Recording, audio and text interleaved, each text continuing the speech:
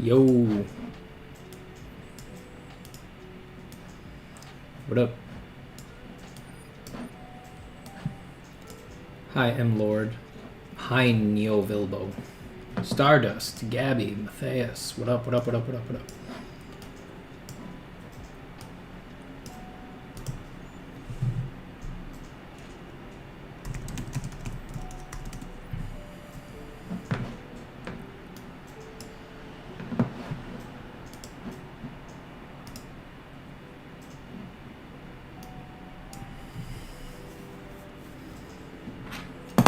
Jesus. Off to a bad start. Already dropping my pencil.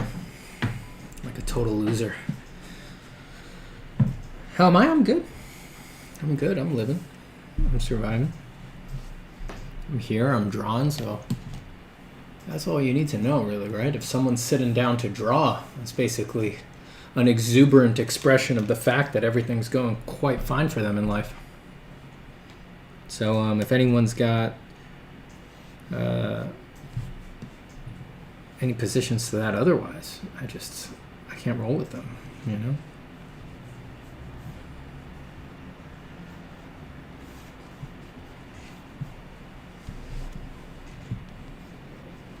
What about you? How are you doing? No, but how are you doing? Hi, friends.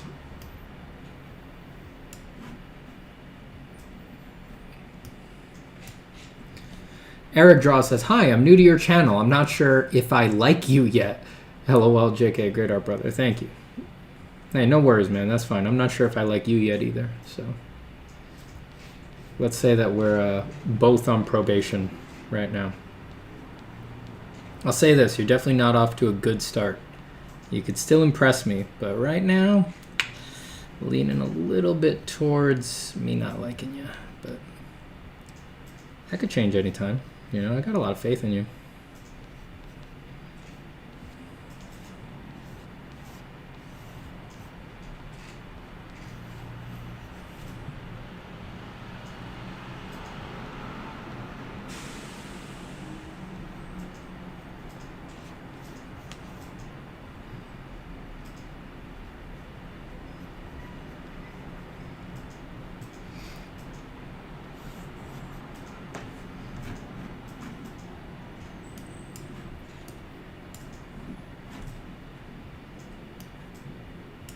Hi, Franz. Hi, Mario.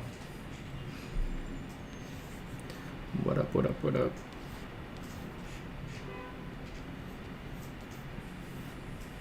If anyone's got any keywords, just list them. I'm just drawing a giant Pacific octopus right now that I'm looking at on Google Images. I'm just trying to stir the pot on interesting forms and stuff like that. I'm not saying I will draw any keywords that you throw out, but if something sparks my interest, who knows what direction it could send us in. If you want to throw out interesting formy things like caimans, you know, those little alligator guys. Love the way those guys look. Or if you know some weird kind of bird or something like that.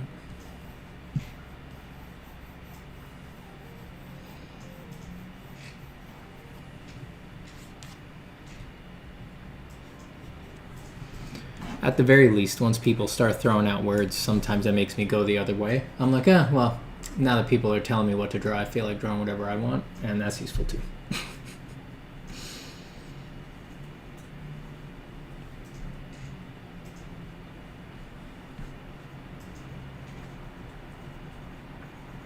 Can you guys hear the music?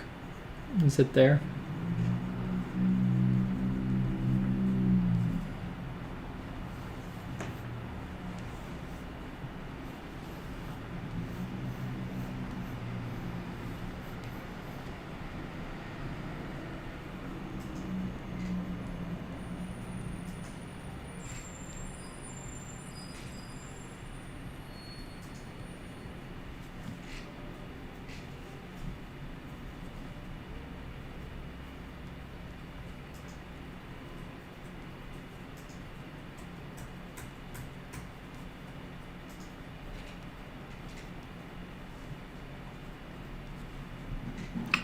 put that louder for y'all.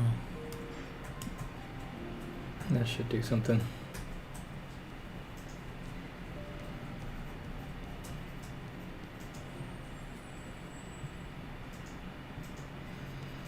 Hey Joe, how are you, bud?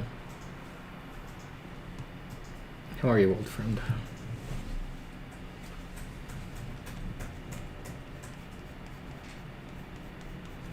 Shoehorn Billbird, Kakapo, a eunuch, Elizabethan.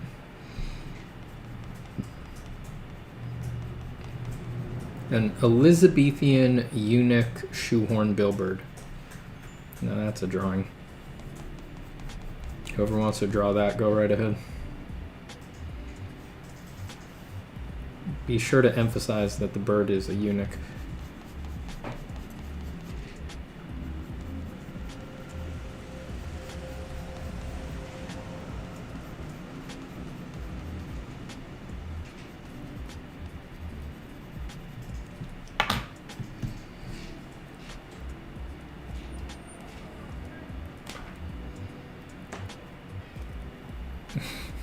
Count those seconds, Joe. Count those seconds.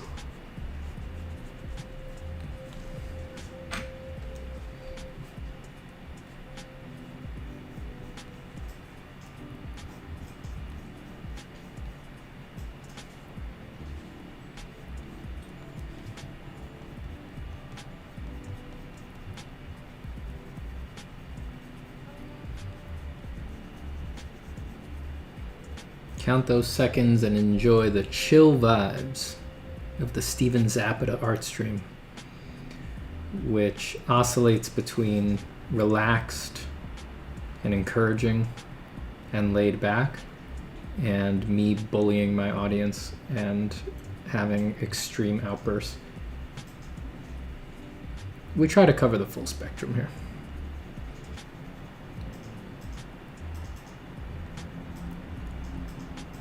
Just the way it's got to be. Art takes a long time. I get bored quickly. Got to keep it interesting. Mostly for me, not for you guys. This stream is just a vessel for me to stay awake while I draw, while I get in my hours.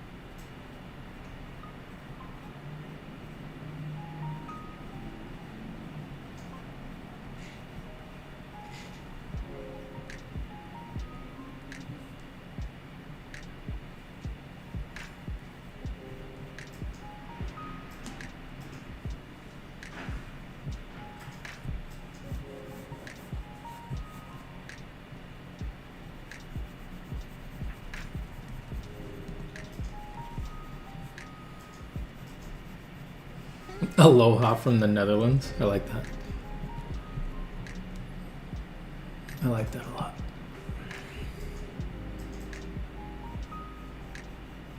Hello from New York.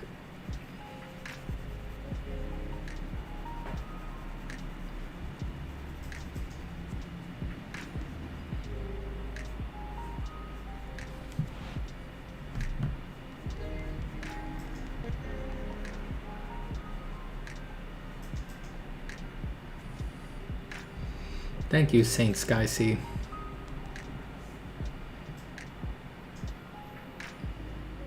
Steven, I'm currently trying to mold a part for a toy I'm sculpting and have gone through 6 so far without being successful. My journey continues. Oh man, wish I could help you there. Don't know anything about molding. There might be some sculptors in here who can help you, who have molding experience. But don't give up.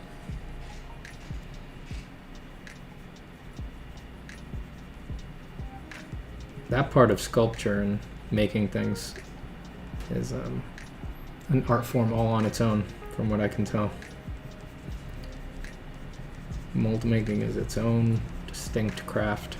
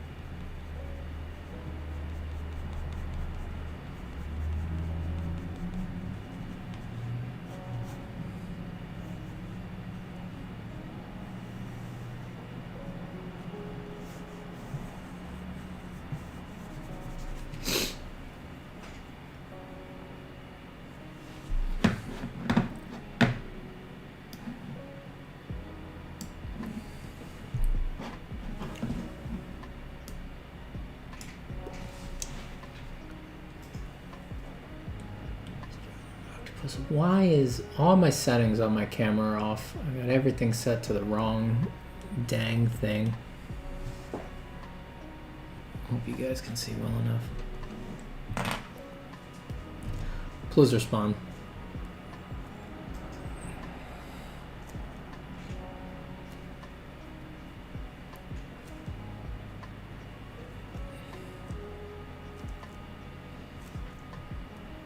Farrock, your live streams are a blessing. Thank you so much.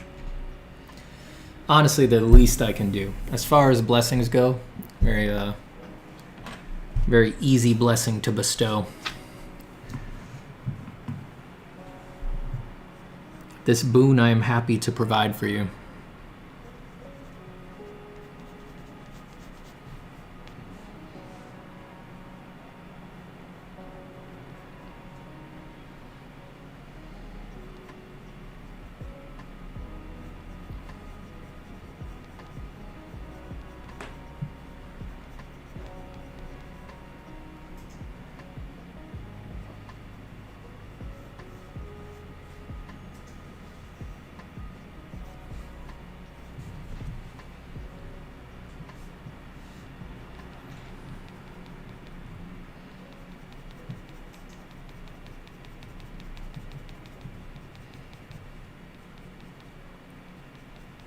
Hi, Hamza.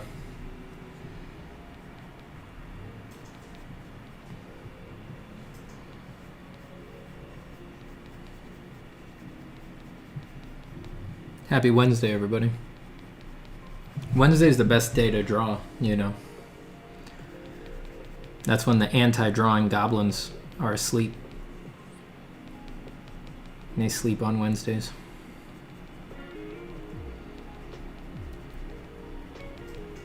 This is the easiest day to pull good drawings out of the ether.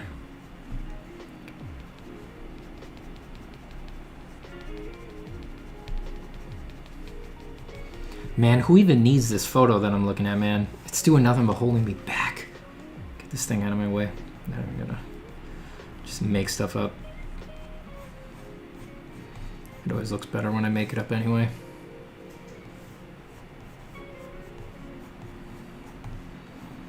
Life and nature can't keep up with me.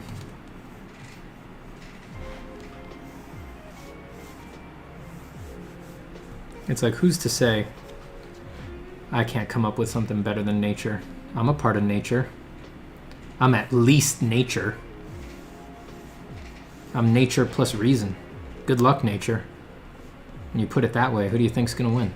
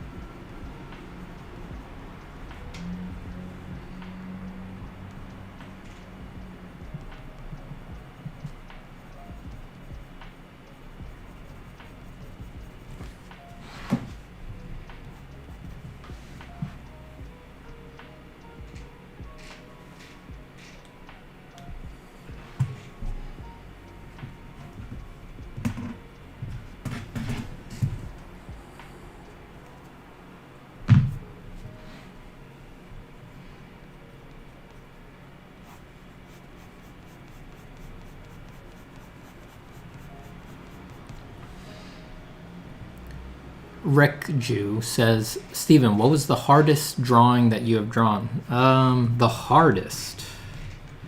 Probably the hardest time I've ever had with a drawing is not, it has nothing to do with the content. Like, if you looked at the content, many of my personal drawings with like a lot of elements and huge scale and like hundreds of figures and things like that, those have not been hard, right? They've been nothing but a pleasure. You know, they kind of just come out automatically.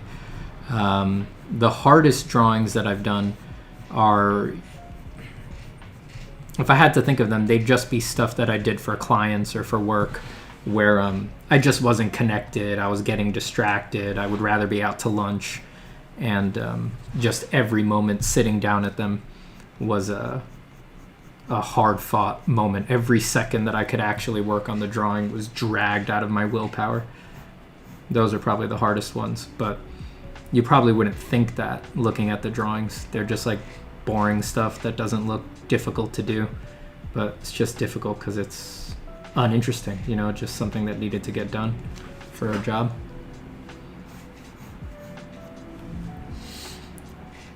Your anti-drawing goblins have insomnia? Dang. Give them some melatonin. Get them to go to sleep. Get some good drawings out. Chuck says, I put you, Steven, in the same category as Kim Jung-gi. Aw.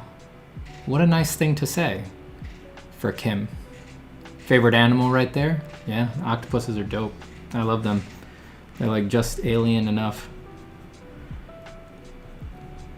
You can sort of do whatever you want with them.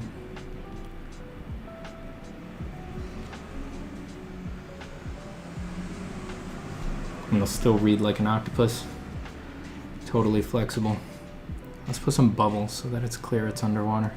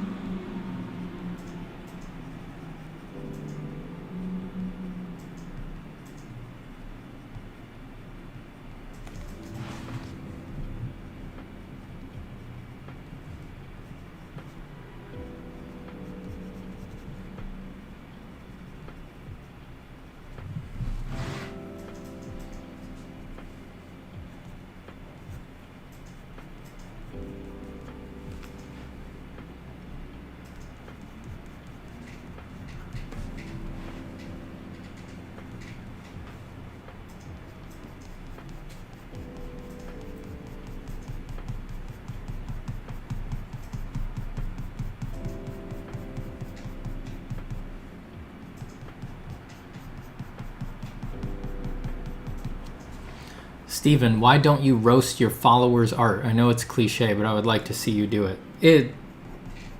I don't think anyone would be having fun. I don't think anyone would be having fun. When I see bad art, I get super, super upset. You know, I take that personally. And even if I tried to make a joke out of it, my insight and my critique would be so incisive, so caustic in a certain sense, that even if I made it entertaining, it would take a long time for people to recover. And I tend to like unintentionally give the kinds of critiques that like crawl into your mind and undo the very foundations of your practice, you know, not in a mean way, but just sort of like, oh, I've been doing it the wrong way my whole life. And I don't like to just callously, carelessly put that on people. I like people to want that and to come in wanting it and know what they're getting in a format where it's appropriate.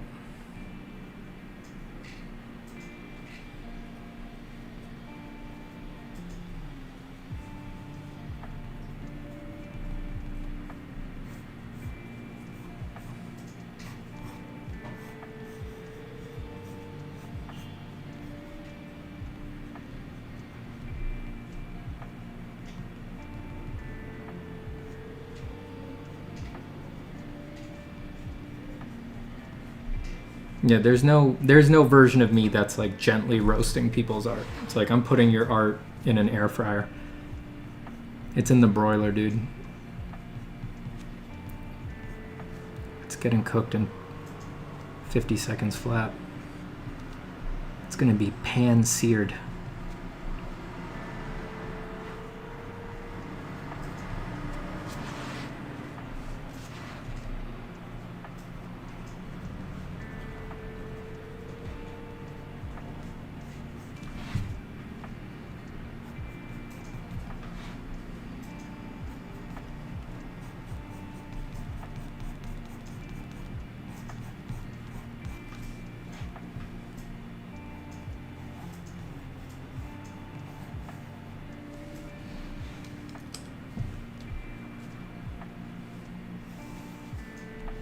You finally finished that 8-hour video? Nice. Good job. You're probably the only person who's gotten through the whole thing. I hope I talked enough for you.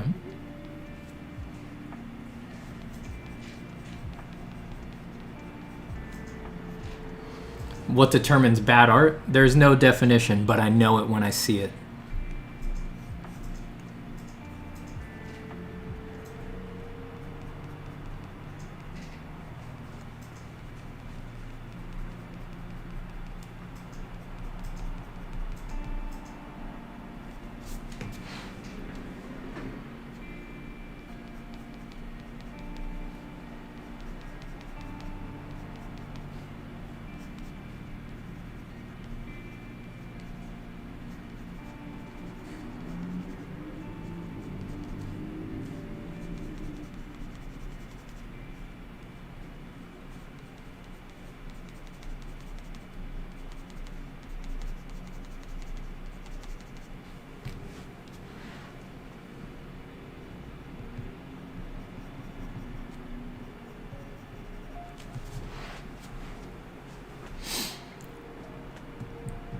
Hey Steven, would love to hear your thoughts on narrative comic art versus more standalone illustrative work in terms of process.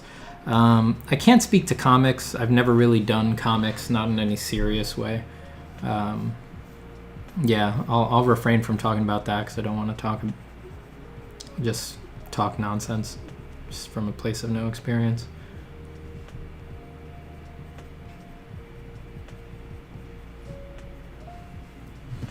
In general, it's just that if you're doing a body of work, if you're doing multiple images, you just need to de-emphasize any individual image and instead work all of the images as a group. They need to be consistent and just achieve their goals together, which is usually different than the goals of a single image.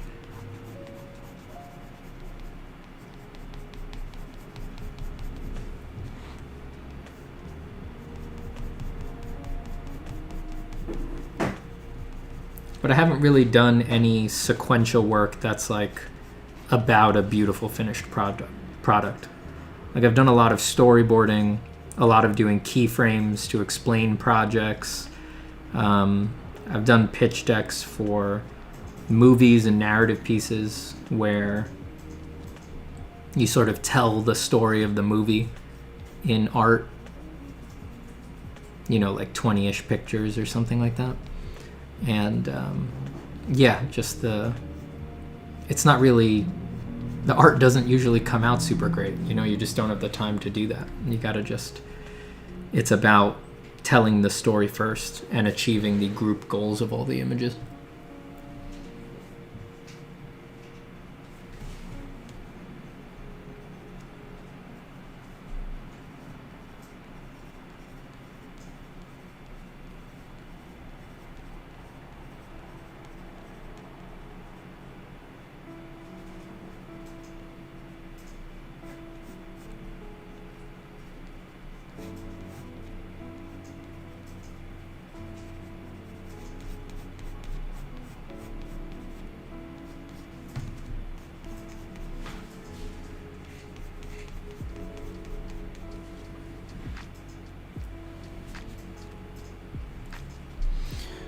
I bought all your stuff on Gumroad. Oh, thank you, No Name. Will you continue and do drawing shading of the torso or head? I will, yes.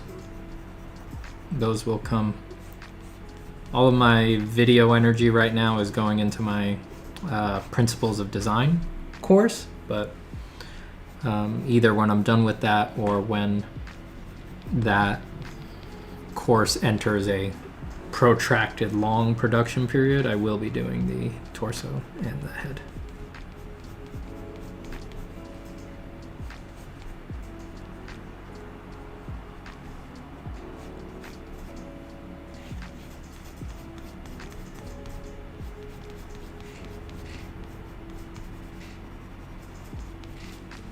Torso will probably be the most useful of those two, because with the anatomical focus of transformational anatomy, there's a lot of anatomy on the torso that we can discuss transforming, but when it comes to transforming the head, it really does kind of reach like a do whatever you want territory.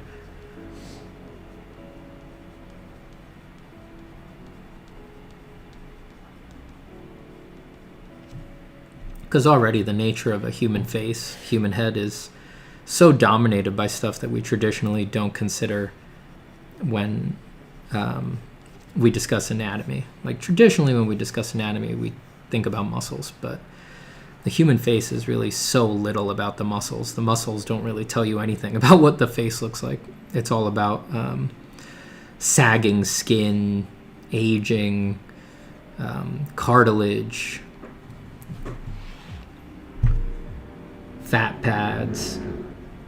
The features are just like their own utterly unique thing with no other analogs on the body. The head's weird.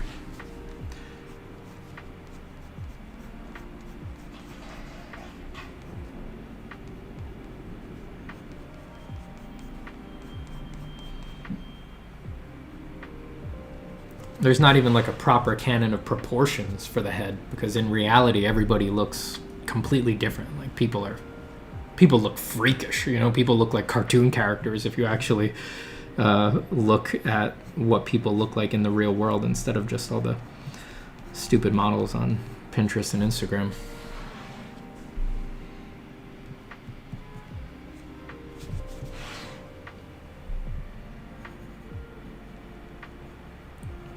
Steven, have you ever read Blind Sight? I have not.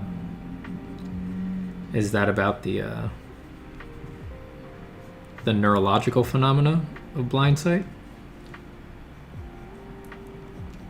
Of being able to recognize movement in a part of your visual field that you can't consciously see?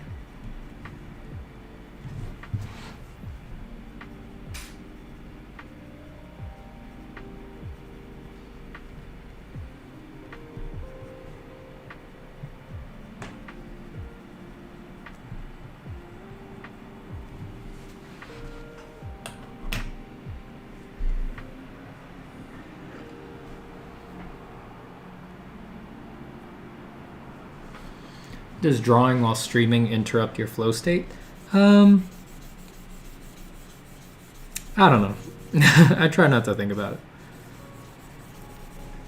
If there's one, you know what's more intrusive to flow than streaming is thinking about flow. That's the number one problem.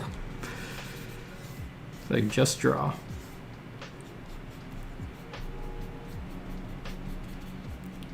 If you need my real opinion on that, you might listen to my talk with Ahmed Al-Duri on this channel, or my first, or technically my second video, I guess, How to Get in the Zone. If you pay attention to those conversations and to that video, you'll catch that my real opinion on flow is that nothing is being added there. It's just what's going on underneath. Anytime that you're drawing, all the other states that are non-flow are adding something on: discursive thought, anxiety, distraction, doing too much perseverating about the actual content of the drawing. So if flow is actually just my base state underneath, I can access that anytime. You know, it doesn't matter if I'm streaming or anything like that.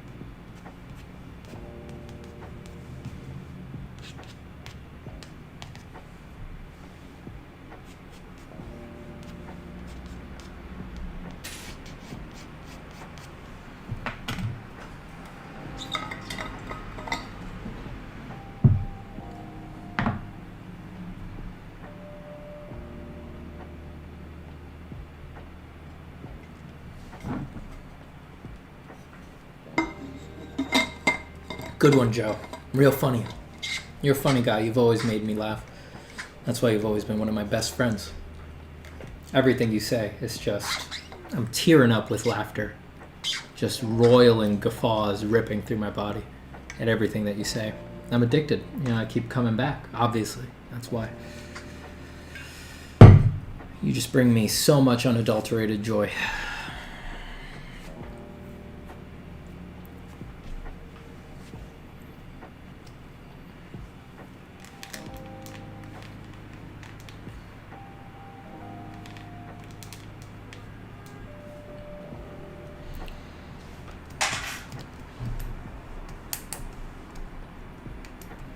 A wild, arrogant draftsman. That's me. First contact sci-fi story about the nature of consciousness seems up your alley. Sure does.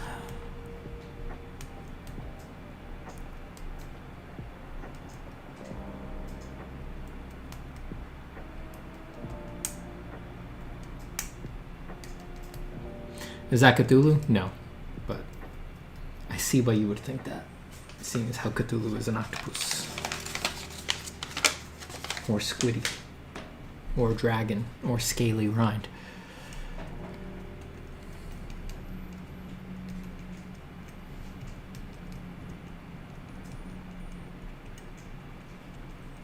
I'm not answering that question, Ricardo. I'm not answering that. I'm not answering that for many reasons. Many, many reasons. Not the least of which is the mountain of legal red tape that keeps me from discussing that.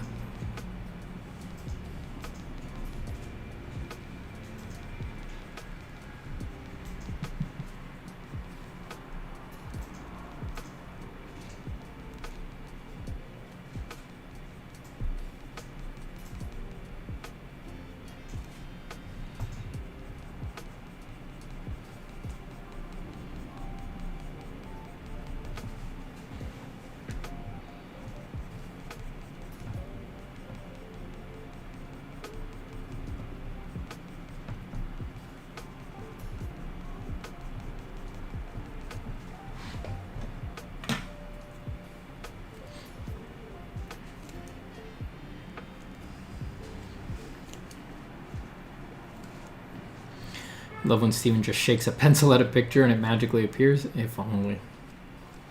If only.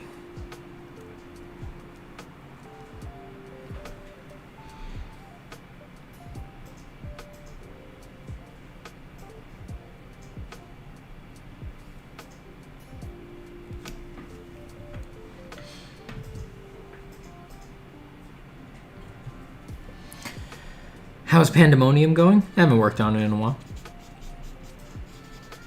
But I will. Oh, I will.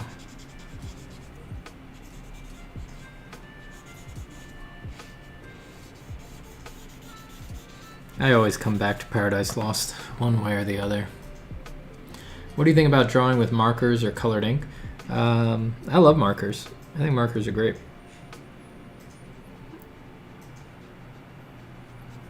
I got exposed to them a lot back in college. Right before college, when I was taking night classes and in college, we had a lot of assignments that required us to do them in marker. So I got a lot of mileage with them, came to like them.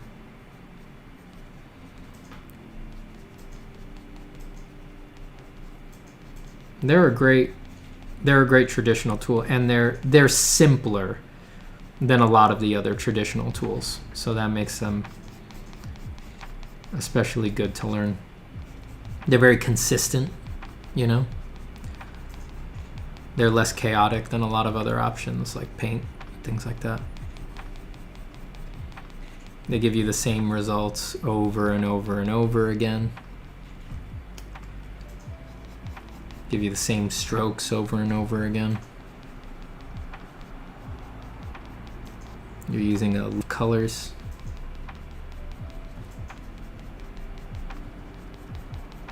Good tool.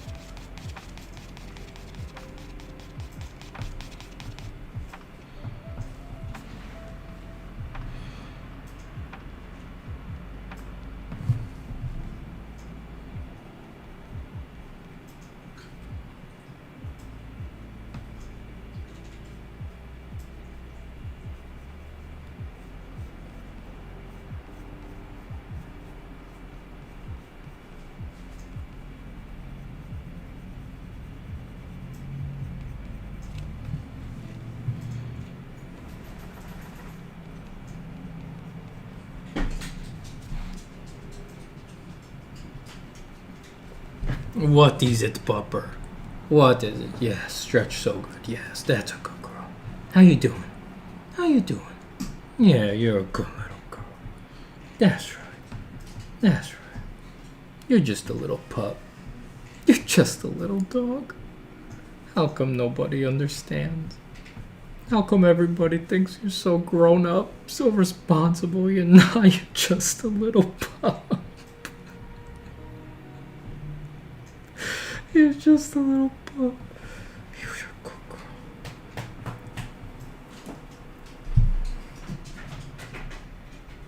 Hi, stinky girl, you.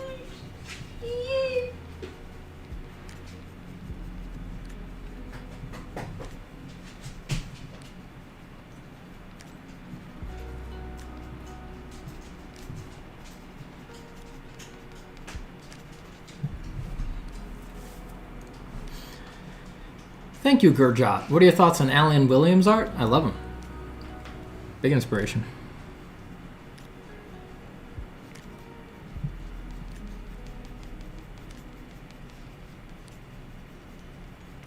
I basically love everyone out there who's doing the pencil monster game. It's niche enough.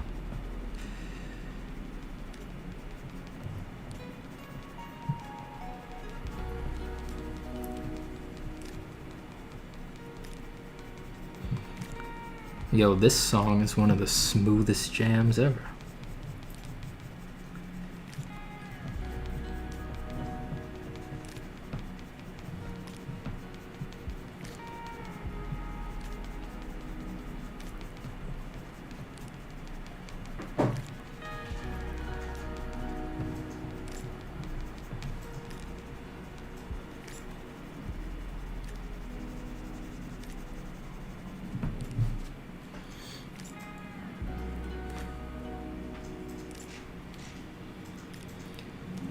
Hi, Steven. What are some of your favorite books, authors, in general, not drawing related? Thank you for these streams. Really awesome sculpting companion. Oh, happy to provide a sculpting companion.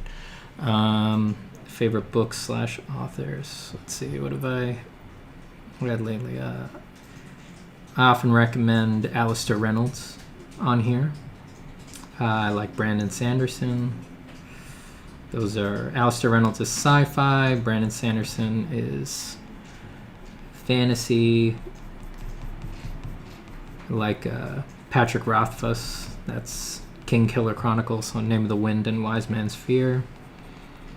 What else have I been listening to, reading? Ken Follett. I like a lot of Ken Follett's books. He's got a ton of books, but I've only read the Kingsbridge series so far, of which I think I read all of them. Actually, I think I missed one.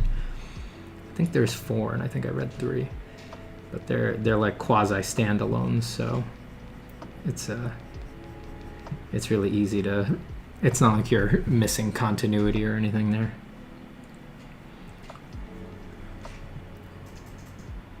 I would recommend all of those.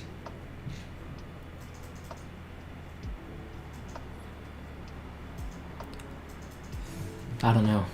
There's a lot of good books in the world to recommend.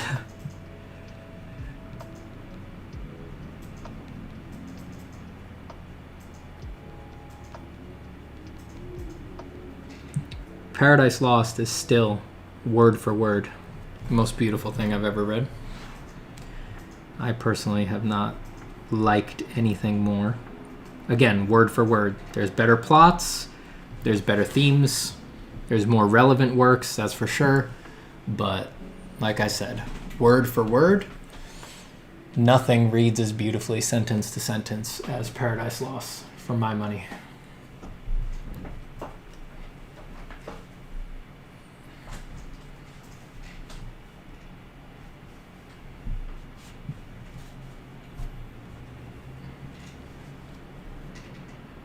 Oh, shit.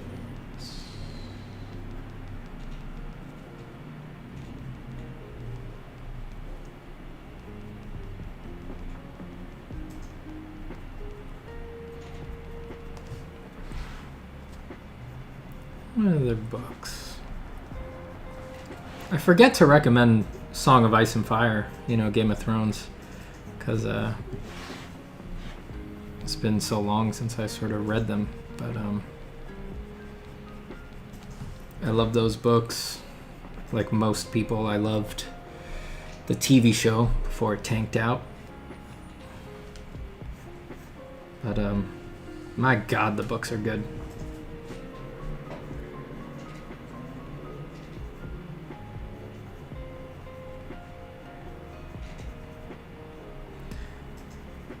Let's see, nonfiction. What have I been reading that's nonfiction? It's been a bit, for sure. I always liked Unbroken.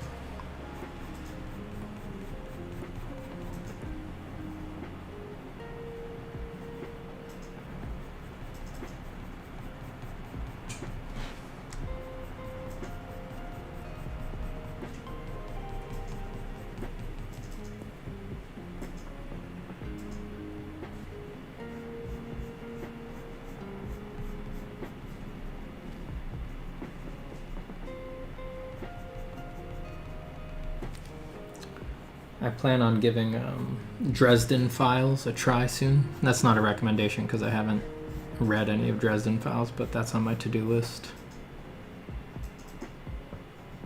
Read the first book of Hyperion. That was pretty good. I like that. The sequel to that will probably be the next book I listen to.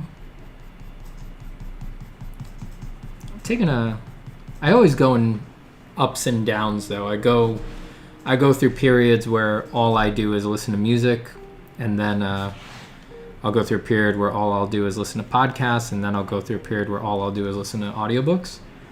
And it's a pretty reliable cycle, and I roll those over. So I'm off the book cycle right now. But I'll be back to it. Yeah, I've been taking a break from books for like the past maybe month or so.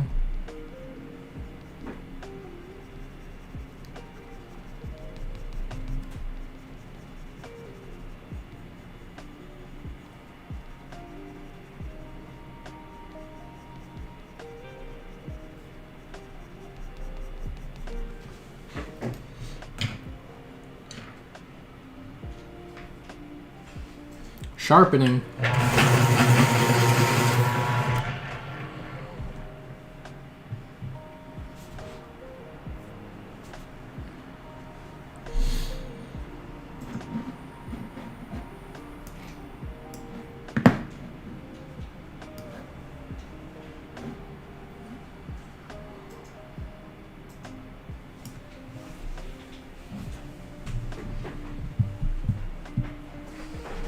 Yeah, who knows? I don't. Ori, I've just put the King Killer Chronicle out of my mind. Like, I don't want to think about it anymore. I'm like just low-key trying to adjust my expectations that A Song of Ice and Fire will never be finished. King Killer Chronicle will never be finished. Probably Brandon Sanderson will have to finish all of them. So I hope they're leaving copious notes so that Brandon can do a good job. Seeing as how seems to be the only one of the fantasy blue chips that is a professional as well as an artist.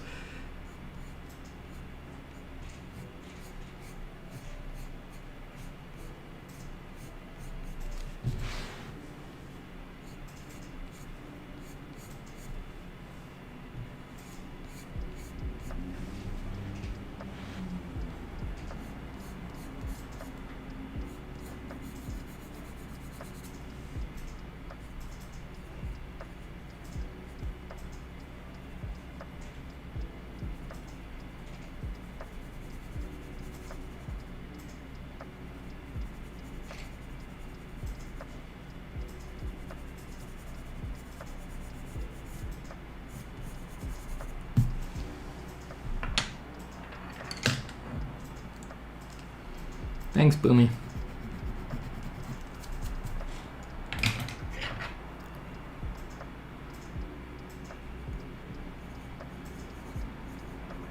Sometimes I just want to draw an animal. Sometimes I just want to look at a photo and go, that's cool, and just draw it. I stopped looking at the photo though. This doesn't really look like the photo anymore. I added a bunch of tentacles and rearranged things.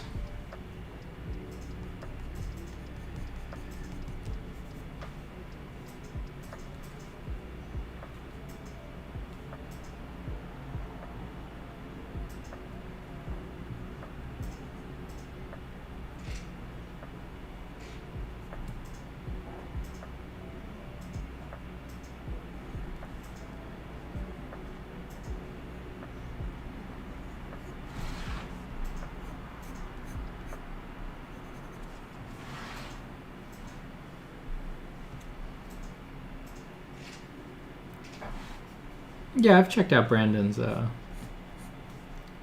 YouTube storytelling stuff a few times. I haven't listened to it all because, well, I'm not a writer, but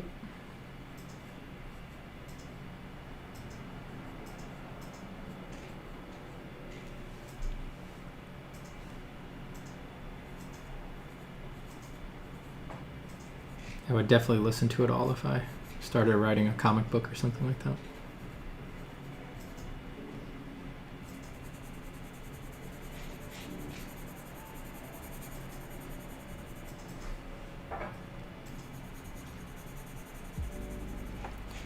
Bold outlines are a personal preference of yours, I seem to recall? Yep. I just like the contrast they give me against the detailed shading that I usually do.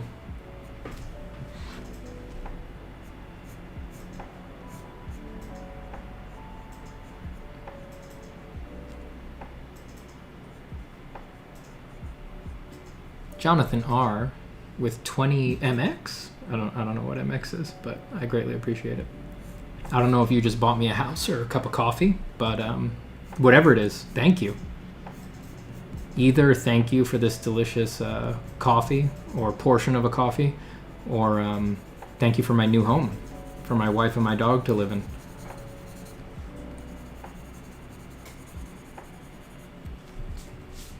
Thank you for helping me build generational wealth with this incredible home. I appreciate it greatly, Jonathan R.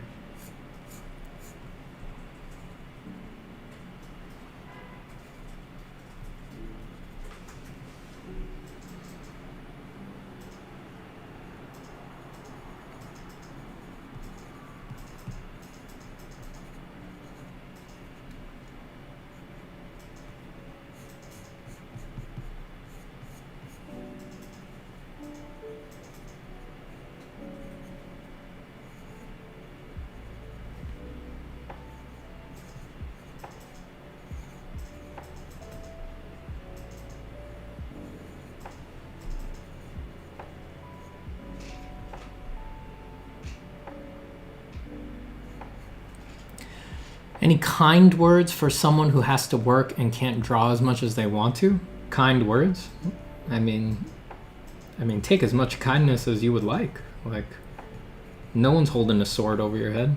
I don't know who would be mean to you about that. Do your job. Do what you gotta do. Drawing will be there waiting for you.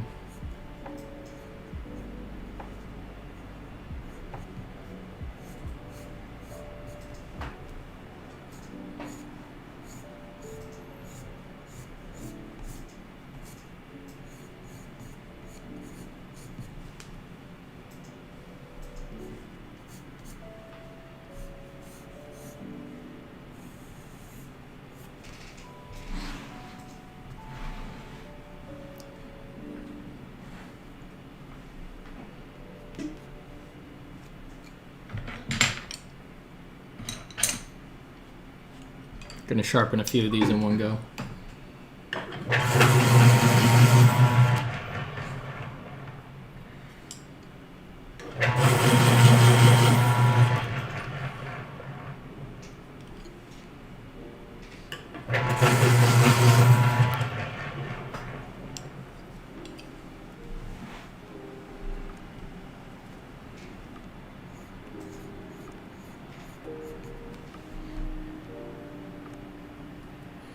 think you actually lopped a tentacle off. This one only has 7? Well, don't go counting tentacles on things like octopuses.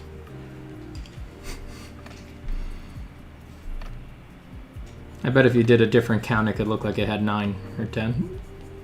Besides, if you look at photos of animals, octopuses, anything like that, most of the time you can't see everything.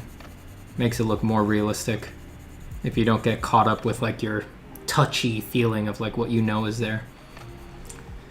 That's one of the things Frank Frazetta did so well. That put him a cut above everybody else. He had a trick that he would do all the time where he would hide arms and hide whole legs and let him elongate the gestures, and was very insightful because he had noticed in enough action poses that, yeah, you can't actually see this thing that people will just force in there because they're like, people have 2 legs. You need to be able to see both legs because I know they're there. It's like, It's not what stuff really looks like.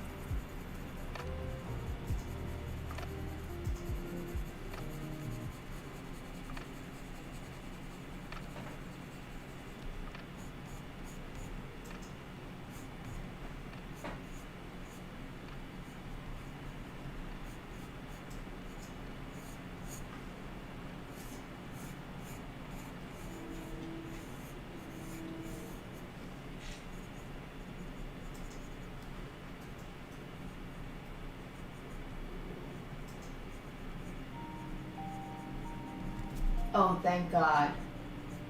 What? I finished Friday Night Lights. Oh, good for you. You're finally free. Good God. It had a very happy ending. I'm sure you're interested to know. Happy? Oh, yes. Happy. That sucks. That show definitely should have ended with a murder-suicide pact.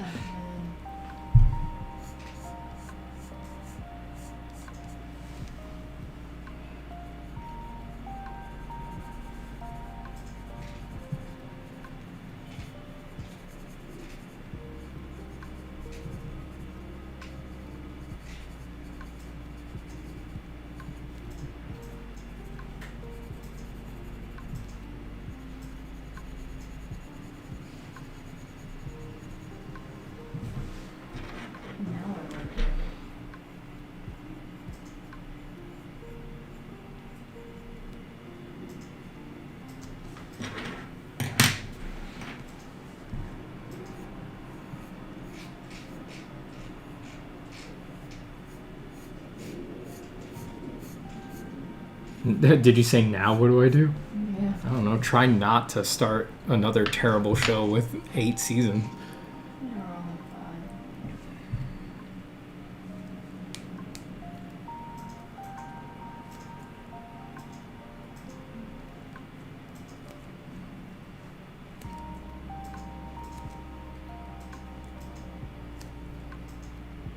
5. Shikha, if you want to do a design book, I think pencil, ink, and markers is perfectly adequate for doing design work.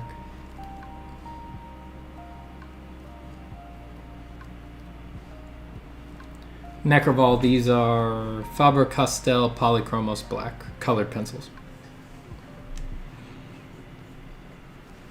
Deirdre Joe says hi. Hi, Joe. I don't know if you heard her, Joe, but she said hi.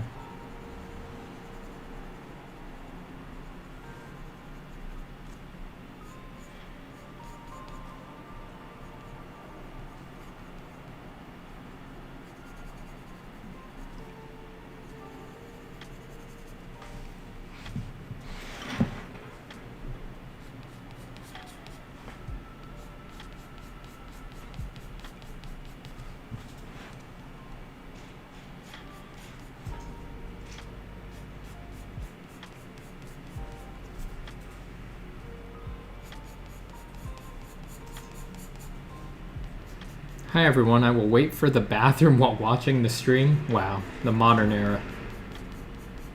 The advantages of technology. Not even bored while waiting for the bathroom.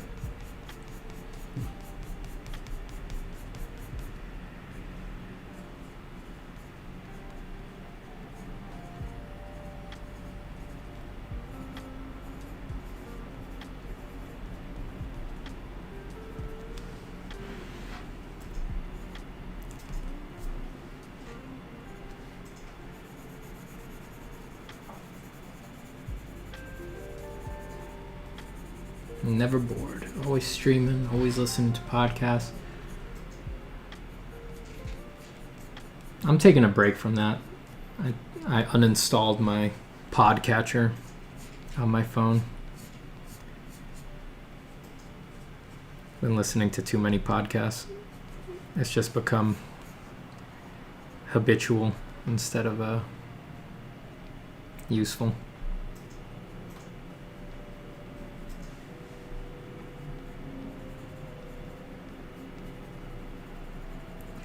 Need to make more time in my life for quiet contemplation.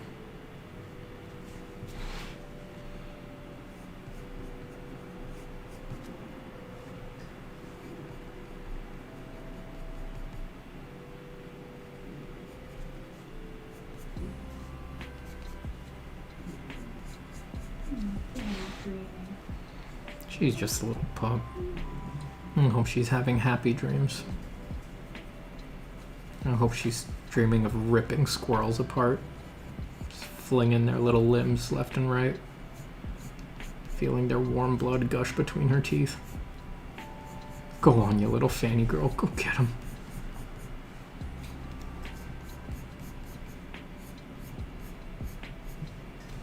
Look, it ain't gonna happen for her in real life, so I hope she at least gets to dream it every now and then.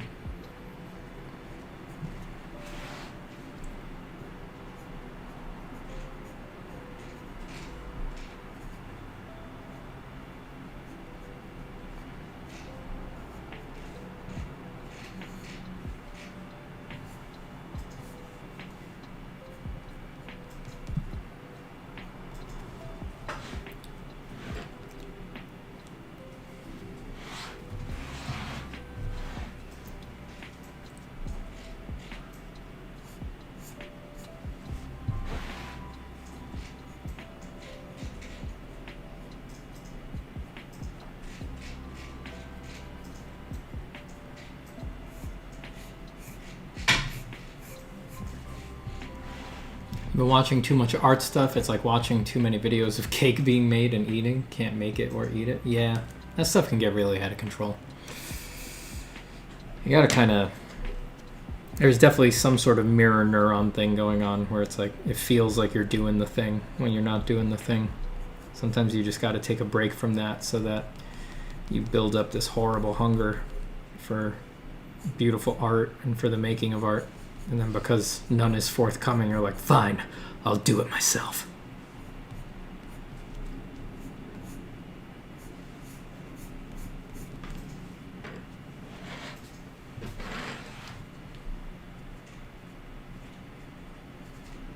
I was in a really down period once years and years ago. And I went like 2 months not looking at any art. Like I didn't go on, well, it wasn't ArtStation at the time, it was a different website, but I stopped going on all the art sites, didn't go on Instagram, stopped looking at all of my friends' art. I just starved myself of art so that I would have to, I wanted to be the only way that I could see beautiful things and care about them. And it was good, it was healthy. I would say it was a good move in the long run.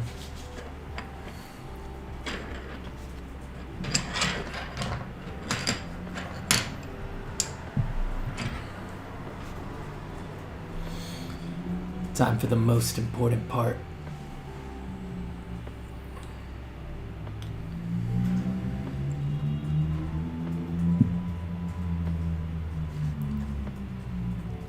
It's all right. Don't worry. You're in good hands. Careful now. You might miss it.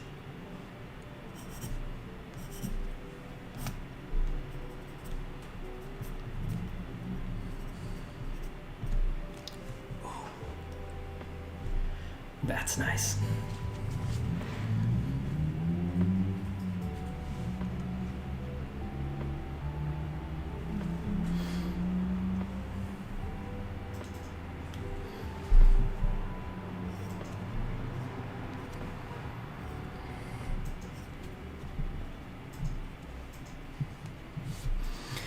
And let's put that over there.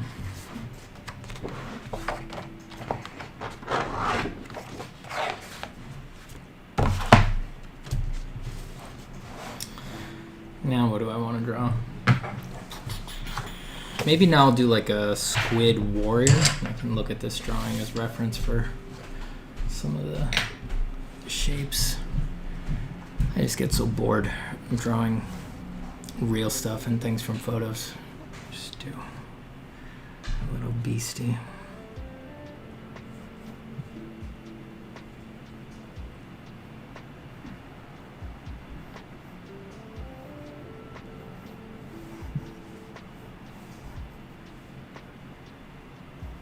Squid, octopus, you know what I mean.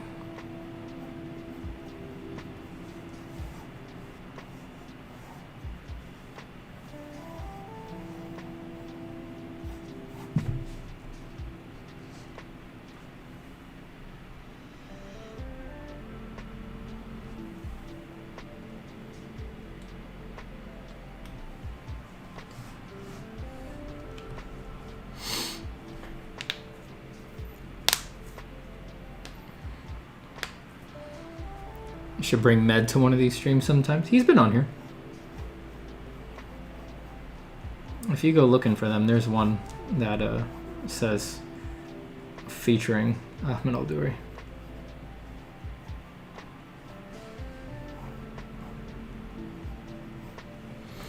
He's on that one, I wouldn't lie.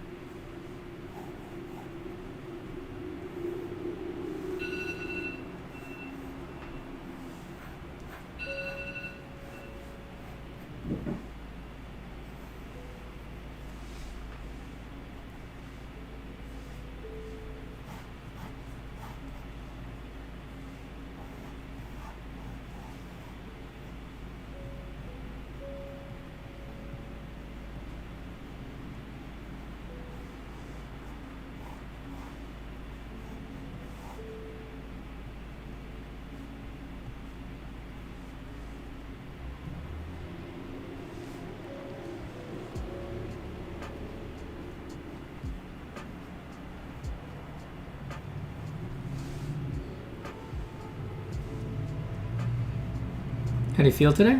All right. Perfectly fine day.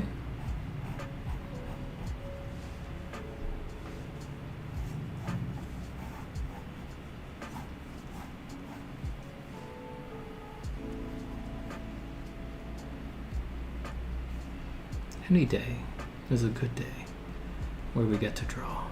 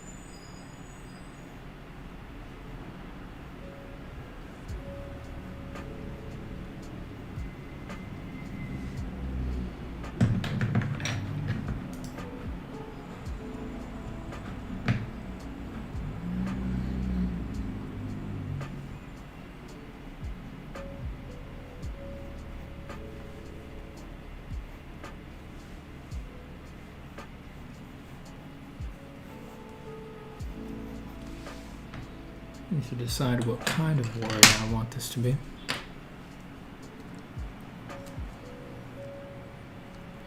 Yeah, octopuses are freaks. They do all sorts of freaky stuff. Things with their skin, things with their textures. They're freaks. Steven, how do you decide when to push the values into that darker contrast where the shadow and the outline have similar value? It depends what you want to emphasize. Whatever, you need to know what you want to be more important, and then you give it more contrast. So if you want the outline to be the main read of the picture, you give the outline more contrast. And if you want the contrasting shapes of the light and shadow to be the most important, you give the light and shadow transition more contrast. I say that like it's easy, but I know that that requires a lot of decision making and a lot of forethought as to what you want, but that is the answer.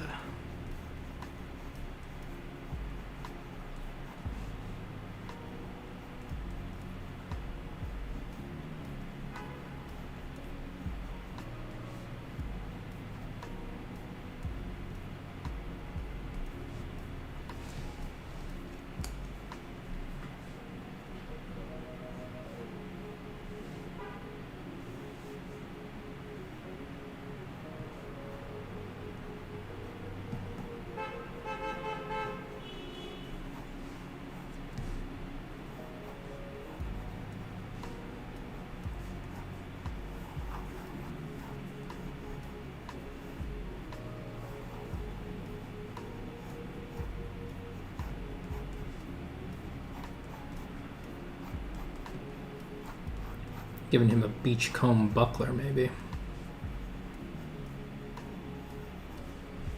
Not because it's a good idea, but just because I like beachcomb buckler as a phrase.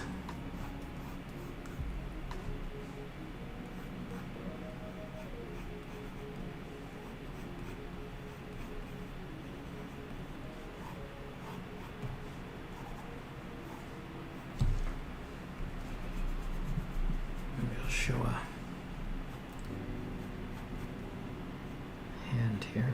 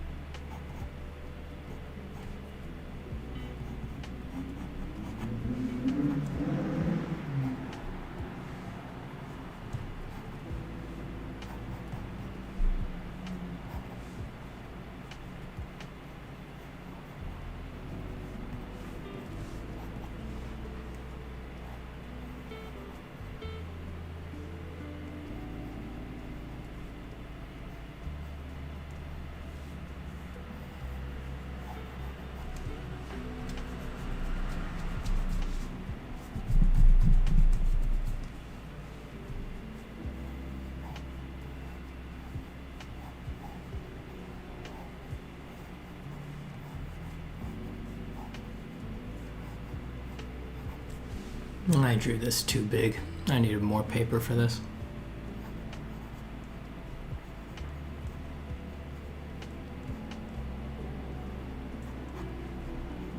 I don't know why I thought I'd draw on these tiny sheets. I've been so used to drawing huge lately.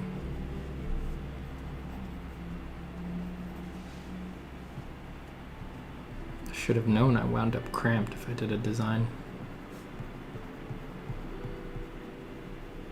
on a little 9x12.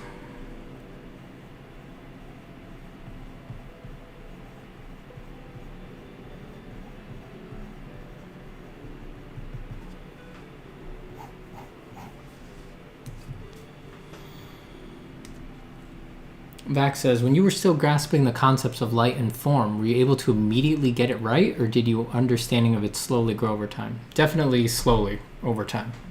Definitely slowly over time. It's a very complex issue. It's not an easy thing to get quickly. Not at all.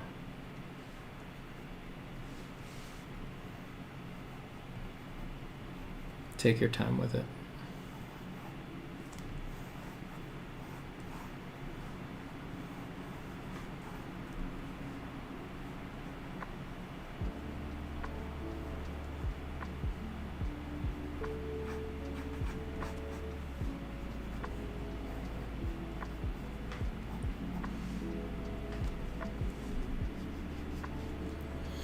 I've been having great and horrible days while drawing, and overall, always on the extremes, and I'm not sure if I should rest or try to push myself through the practice. I think you got to take care of yourself most of the time. Artists are very susceptible to burnout and to, the extremes of their emotionality. So I would not push through if it doesn't feel good. I would take care of yourself. Go slow, go steady, be kind to yourself.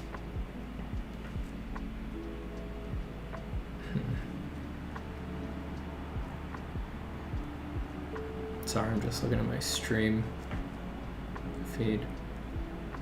Whoa. Yeah, my connection is going all over the place right now. I don't know why. I hope that balances out. It's usually quite good.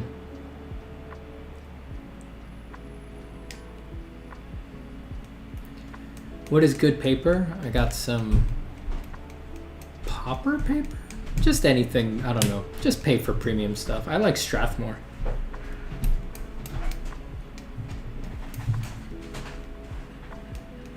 Strathmore paper. How do I deal with those days? Therapy, baby. Therapy and contemplation and sharing my feelings.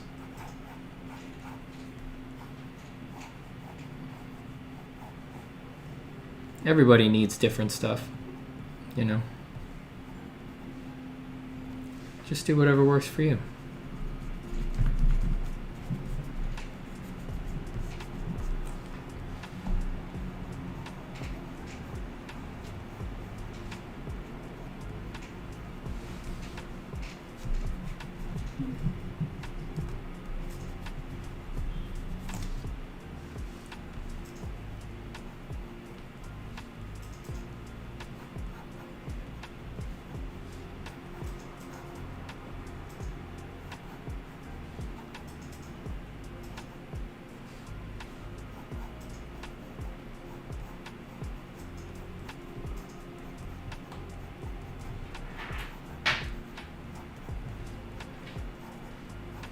My preferred ways of managing my internal experience are therapy, meditation, and talking with other artists, because only other artists really get it.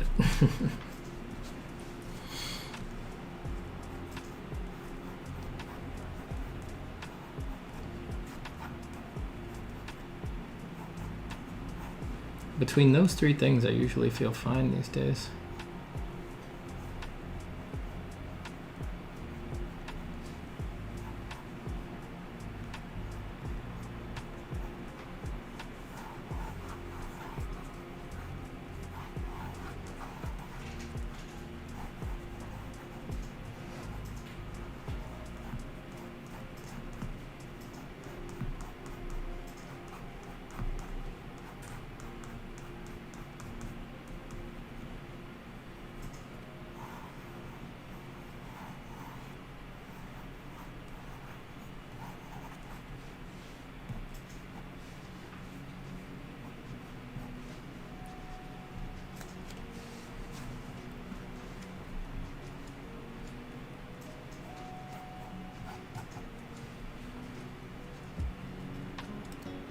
Leonardo says, Steven, do you have Frazetta's influence on your artwork and stylization? I sure do.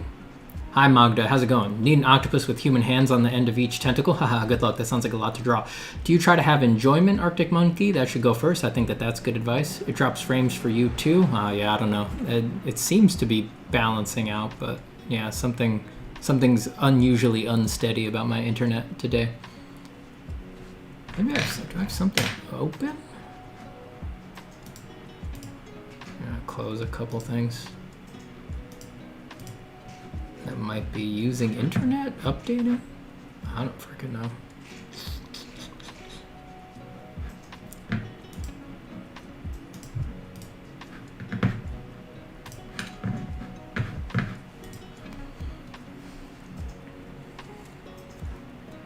What would you advise to an art student who isn't going to art school but still wants to make connections?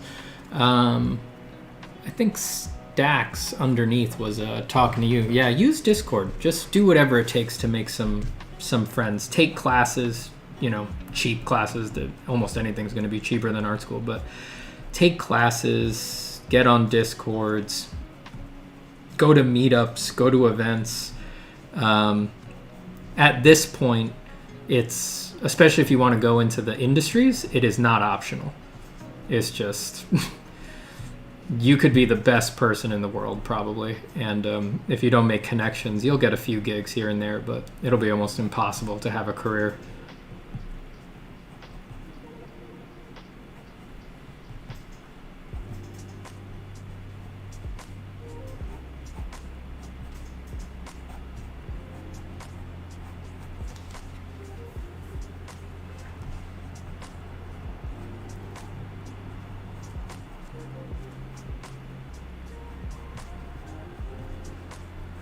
You need to make buds. You need to show that you don't even need to be cool. You just need to be sane, you know? Able to get some work done. Not be a total mess to work with.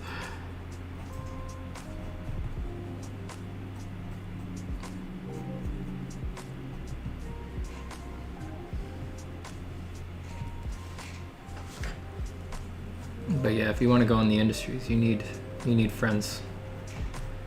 Lots of them. Art jobs are too they're too cloudy and desirable to get them without connections. It's like in the median range, everybody's kind of good enough to do them. People who are hiring for them don't really know the difference between a great artist and just an upper end mediocre artist. And yeah, so people just give them to their friends, you know? They just get handed out friend to friend. You gotta have friends. I just gave some art jobs to friends the other day.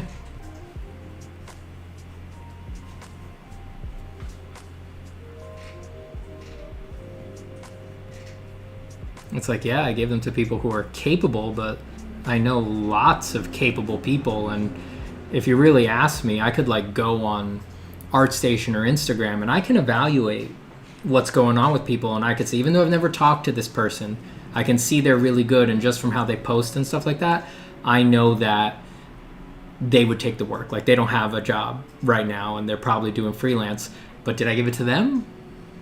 No way. I gave it to my friends, right?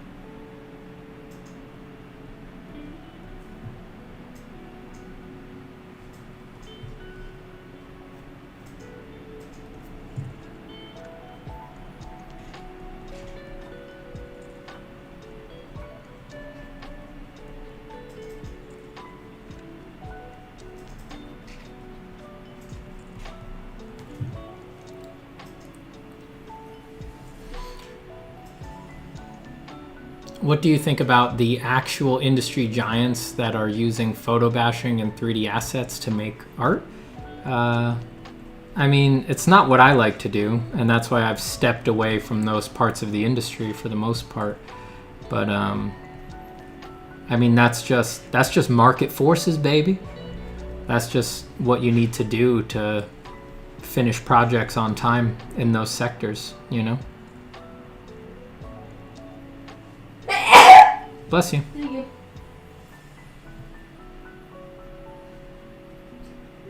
It's like, yeah, asking me what I think about that is sort of a complex question. It's like, I don't begrudge them. Having worked in those areas and been a professional for years, I know that, yeah, you couldn't begrudge someone, right? Like, you can only do that naively from the outside. Once you're in it and you know what the budgets look like, you know what the biz dev looks like, you know what the deadlines look like. Once you're actually a professional, you realize really quickly, like, oh, yeah, this is the only way to get this done. And yeah, so you either shut up and get it done, or you do what I did and you get out and you just take the hard pill and you do different stuff. But, you know, I'm not everybody. A lot of people look at that and they're like, Jesus, it took me long enough to get here. I'm going to pivot right now. So don't begrudge them. They're just trying to live their lives and get things done in a way that, you know, why do they need to please anyone but their client? You know, why do they need to please anyone but their boss?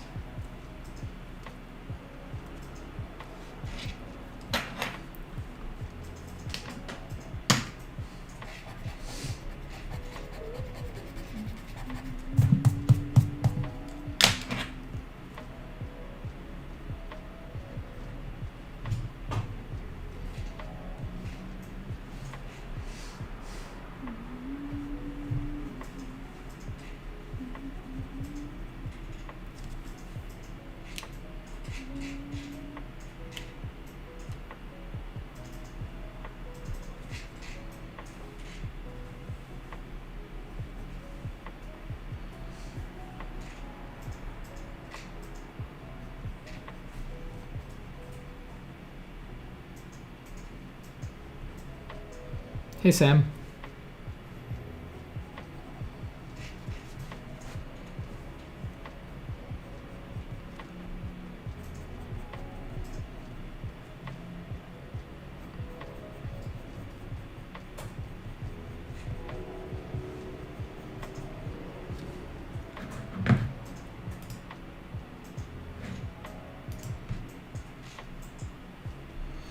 How much free time does a pro artist have? I guess not much. Is it a busy life? Depends what you do. If you go freelance, you can have a lot of free time. Too much. Most freelancers don't work most of the time.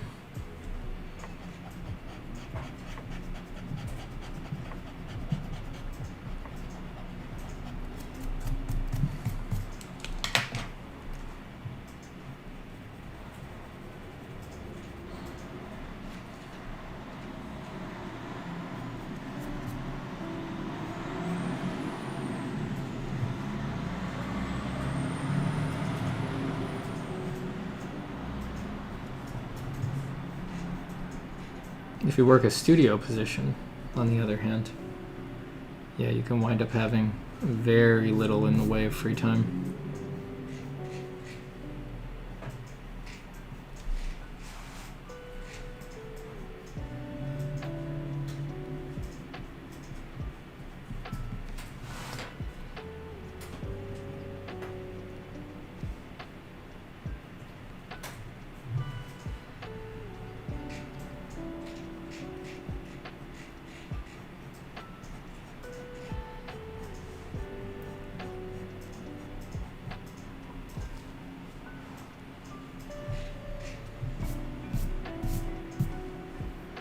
Could you make videos on how to draw classically like you? That's what I'm doing. I mean, it's all in the YouTube videos, you know? It's just that the answer that I have for you might not please you, you know?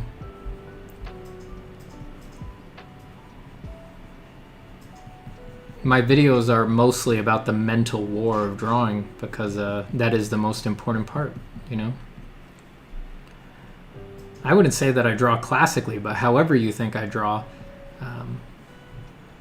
the main hurdle to drawing the way that I draw is not any particular piece of knowledge or any mode or any pedagogy or anything like that. The number one biggest hurdle that dwarfs all of the others is that I draw every day, sometimes for an obscene amount of time, and I have basically unbroken and with crazy discipline since I was like just a kid, you know? And I've been improvement focused to a neurotic level since I was like 14 years old.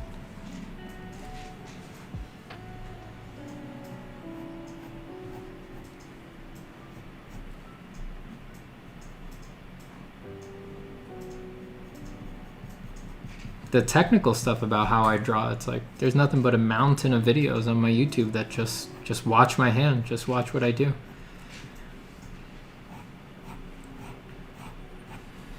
Everything else is just time, exposure.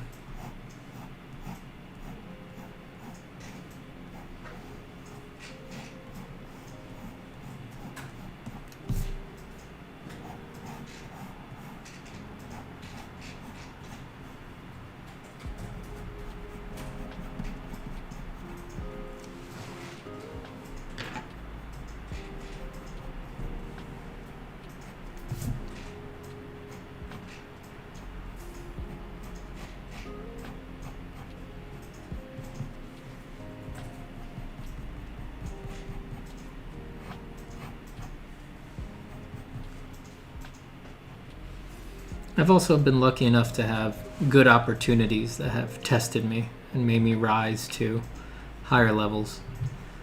I've had exceptional peers. I've been in rivalries and had nemesises who are some of the best artists in the world and have challenged me to get better. I've been in pressure cookers that have forced me to get a lot better, a lot faster, you know, with work and things like that. I can't discount all of that too. Those opportunities are highly formative.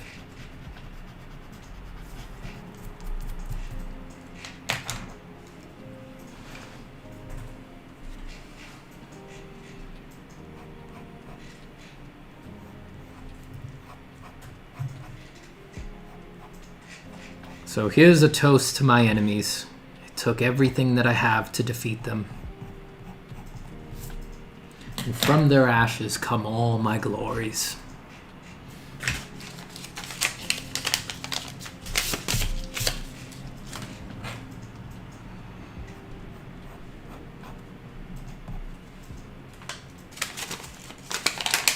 I'll be right back. I need a piece of paper for my hand. Should we focus in? Ooh. No? Yay. Drop a little more here. Maybe half an hour? You getting hungry?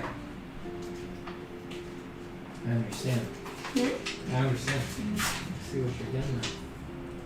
The old tummy gurgling, huh?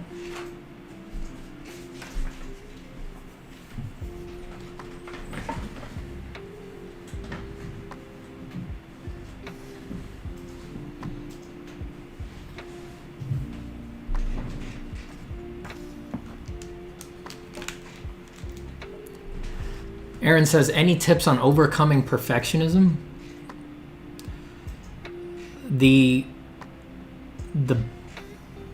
best tip I can give is that you have never done anything perfect and you are not perfect and you'll never pull it off. So dump it. It's not useful, right? Like, I don't know, it's just silly, right? Perfectionism is truly silly. The results of perfectionism, it never ever produces great things, ever. That's never what perfectionism produces. It only produces two results. The first result is that you don't make anything. And then when I'm your teacher or something, I ask you, show me what you've made. And you're like, I drew one thing in the past 3 years because I'm a perfectionist. It's like, you're not a perfectionist. You haven't even risen to the level of perfectionism. You didn't make anything. So that's result number 1. And then result number 2 is that you make stuff. It's like, what did your perfectionism amount to? These are just mediocre, normal drawings. That's what everybody makes. Mediocre, normal drawings. I view my drawings as mediocre, normal drawings, right? Perfectionism, it doesn't cross paths with this journey at all. You can't make something perfect. You can think stuff is perfect in your naivete, right? But that's going to go away as you get better and better and better and become more and more of an expert. As you refine your eye and you enter like the highest echelons of artistic ability, it only makes more clear how laughably far from the mark you always were and continue to be. That's the universal experience for all artists. Also, there is a deep irony in perfectionism where there's like an assumption in there that you think people should view you or your work as perfect. Like, you're troubled by the fact that it's not perfect because you imagine a world where you will show it to other people and they'll think it's perfect. And that's nothing but raw, naive arrogance. It's gross. So just dump it. It's not useful. Just make things. Just add beauty to the world. Just let things go. Go.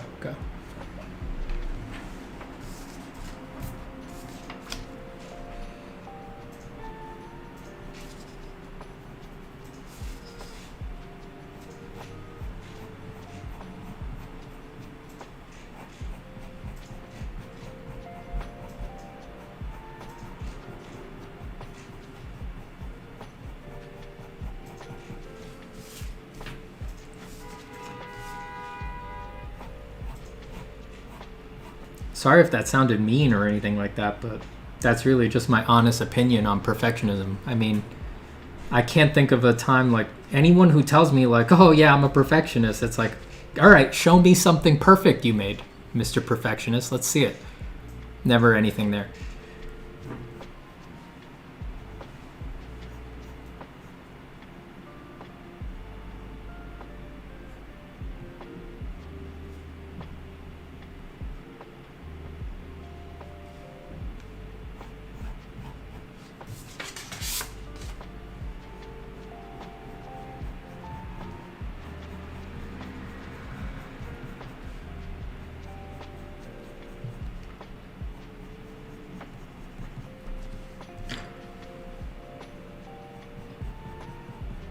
Does your wife always have to listen to these soliloquies? I don't think she registers them anymore. I have a what? Someone in the chat asked if you always have to listen to my soliloquies. I have no choice. She says she has no choice. Once this train has left the station, there's no stopping it.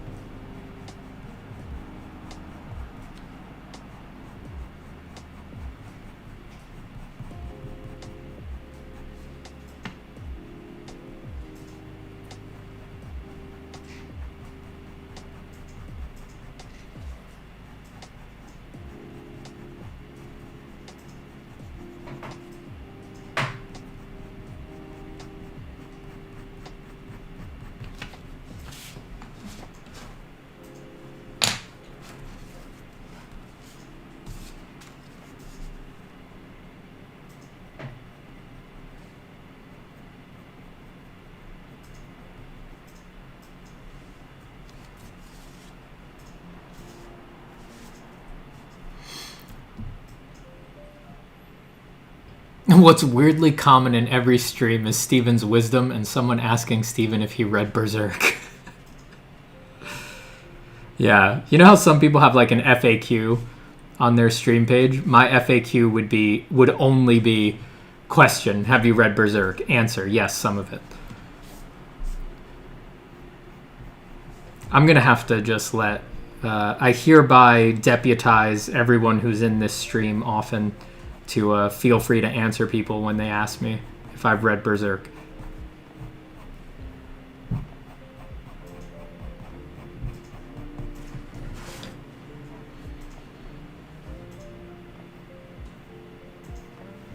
I'll be honest, it's hard for me to read it. It's like, after I read a couple pages, it makes me want to draw so bad, and then I just bail. It's like the dedication, the consistency, the scale of his ambition, like, I can't get through it. It's just like, it very quickly makes it feel more important to me that I do my things rather than read his, which is probably the best compliment I can give him.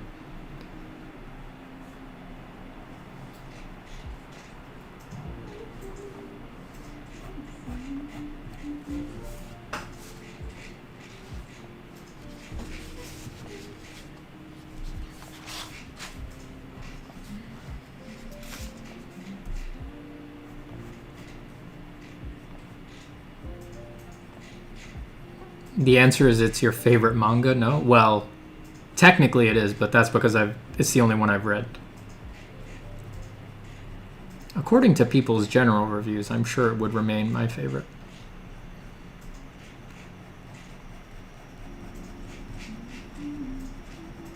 I don't really read comics. I just started reading Berserk because it was getting too overwhelming, people telling me that I needed to read it.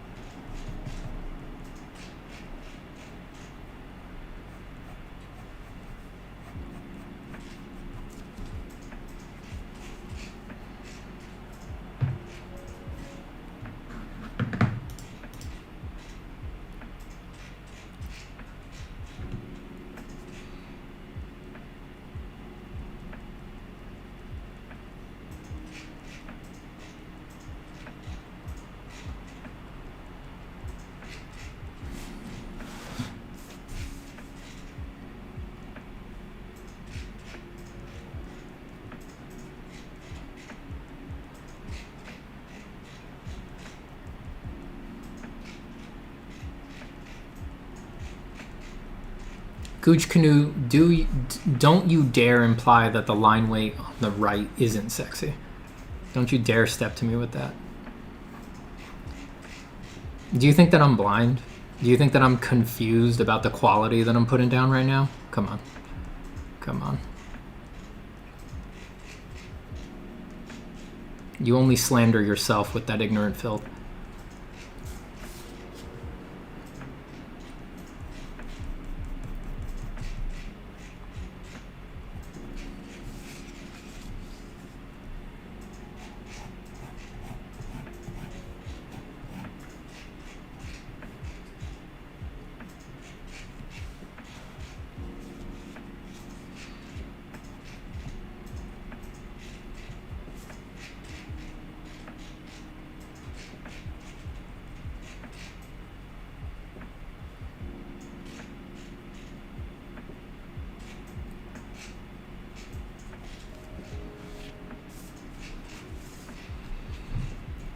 Shady Times?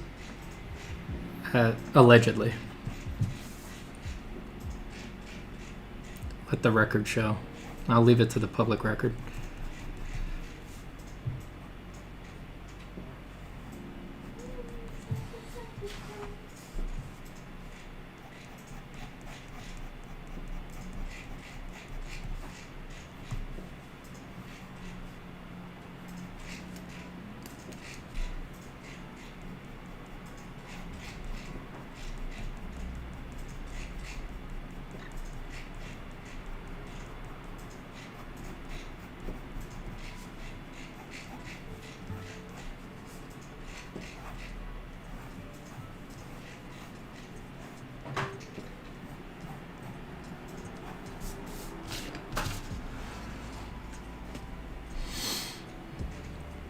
Go get it, Francisco.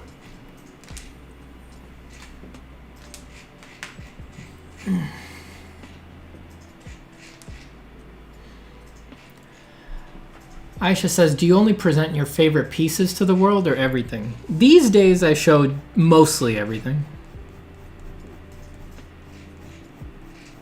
Man, now that I think about it, no, even still, I still do a lot of just free casual sketching that I don't share. But it doesn't even occur to me to share it, you know, it's just an automatic thing that I do when I sketch like that. But anything more serious at this point, it winds up on the YouTube, it's on the Patreon as a whip.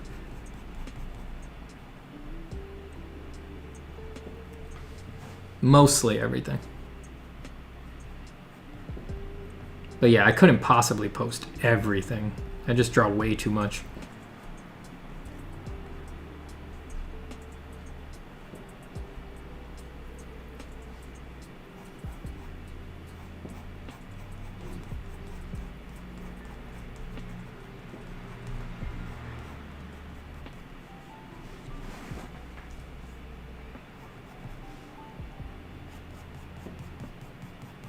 But I don't feel, I do try to share stuff that I don't like also.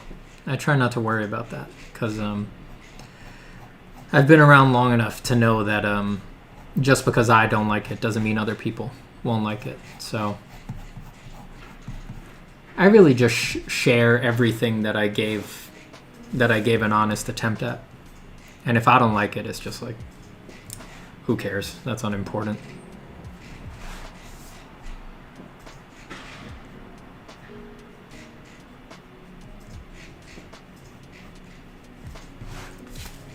It's not up to me. That's between my art demon and the audience. That's that.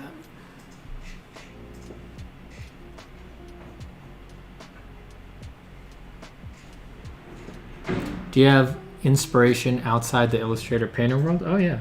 I take tons of inspiration from books, TV, movies. I don't know if it, at this point, really inspires my drawings directly. It more just inspires me to continue being creative and to not give up on art. And to know that more is possible.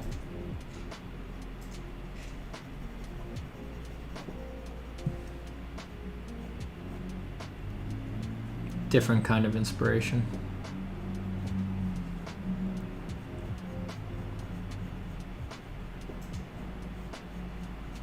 I rarely draw anything other than what's in my head. You know, that's really the main thing that I'm exploring over the past many years. But yeah, I'm greatly inspired by the goodwill and the achievement of others. I'm very inspired by weird stuff, you know, whenever I see a really weird movie get made or something like that, I find that super inspirational. My favorite thing in the world is when you watch something that you're like, that is the weirdest thing I've ever seen, and it still cost like millions of dollars to make, and someone funded it. Someone made that happen. Someone made that happen at huge risk and expense, and I just find that hugely inspirational.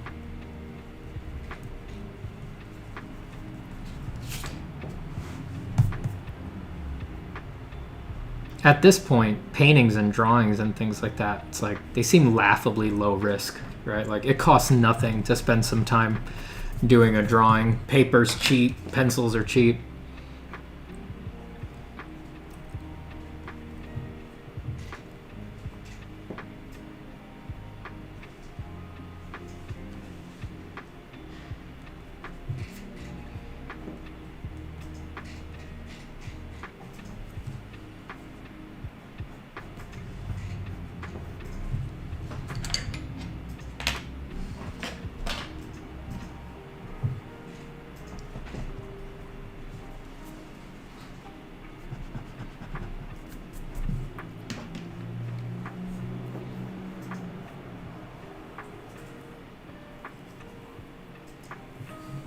Don't lick my sketches. Don't lick them. They're not for licking.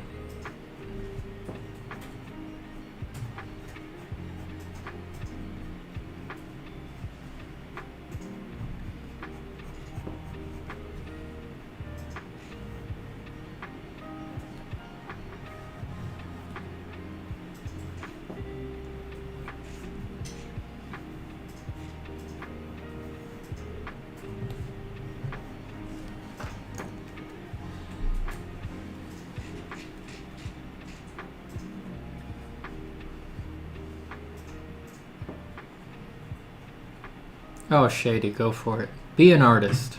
Be an artist. Just because you have the urge, on some deep level, it's already been achieved. Go forward confidently, happily, and make art. Don't let anybody get in your way. Don't let anybody throw you off course. Just make.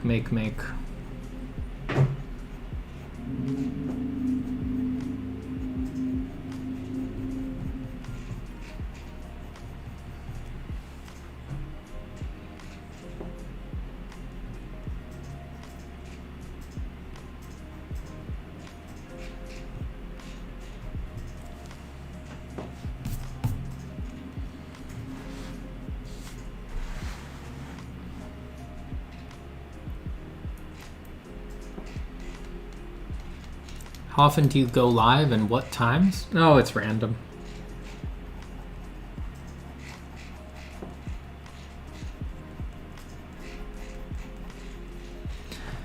I just do it when I feel like.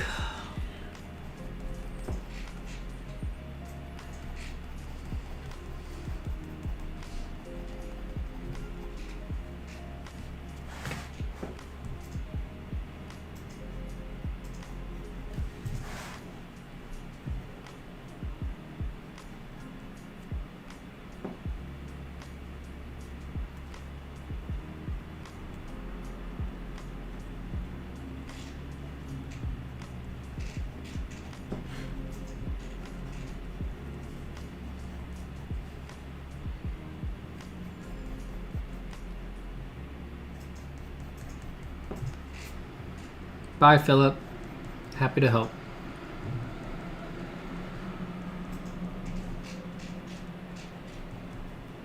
Happy to be of some service in this crazy world.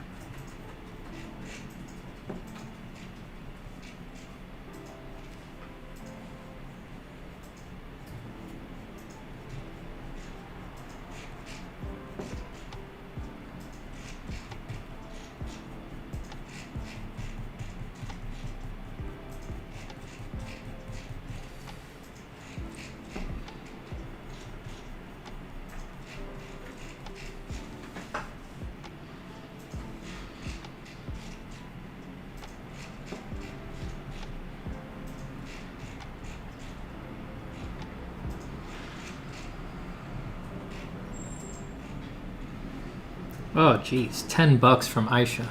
Thank you so much, Aisha. Again with you. You have a specific question, so I'm not going to channel this time. But let's see. Advice for someone stuck on only being able to draw confidently from life or reference and not imagination. Oh, man. It's a big topic. I hope that this doesn't sound flippant, because I definitely want to give you an honest answer here. This is truly the most important thing, as far as I know, is just you need to do it a ton. And if you feel like the problem is that you don't draw confidently when you do it from imagination, just force it. Just throw lines, do dashes, do crazy curves, be aggressive, get your energy up. Like, it does respond to a sort of fake it till you make it mentality, drawing from imagination. All of the hang-ups, all of the stutters, they're they're in your head. They're coming from the worries and things like that. If you just sort of let loose, and I mean force yourself to let loose, like just make yourself like throw those lines and do crazy dangerous curves. Drawing from imagination is made up of that stuff, and you just need to spend more and more time with that. You need to spend a certain amount of mileage, a certain amount of time just being comfortable and living with those crazy lines that are naturally going to come out of you, with the arrangements of shapes, with the textures and things like that. So yeah, do it a lot, do it a ton. I would fill many sketchbooks rapidly with imagination sketches, and do a fake it till you make it kind of a thing. And if you have a touchstone, like you know what it feels like to draw with confidence from a reference, keep going back to that. Just like try to access that mental space without earning it. Like don't feel like you need to earn it. What do I mean by that? If, for example, you know what it feels like when you're doing a reference drawing to sort of snake the pencil up a complex curve and feel like you're hugging the form, just insist on feeling that way when you draw from imagination. And if you need permission from me or anyone else, just take it. Like, you don't need to earn it. You don't need to be a master of anatomy. You don't need to be a master of lines. No one knows what any of that means, right? You do not need to earn the right to draw from your head the way that you do when you're looking at these references. Throw the same kinds of lines. Do the same variety of shadows. Just that exact same mindset. Just slot it right in, right? It's going to take time. It's going to take time. It's going to require you to do a bunch of drawings that are, not so great, that are mediocre. But it's like that. That's how it's supposed to go. You're not supposed to wing off beautiful drawings right away. It's supposed to take time. So that's another big part of it. Just own the fact that, yeah, it's going to look kind of poo-poo for a while. That's fine. That's how it's supposed to look. That's what worked for me, at least. I didn't do anything special to get comfortable drawing from imagination other than do it a lot. And the doing it a lot looked really, really bad for most of the time that I was doing it, for many, many, many years.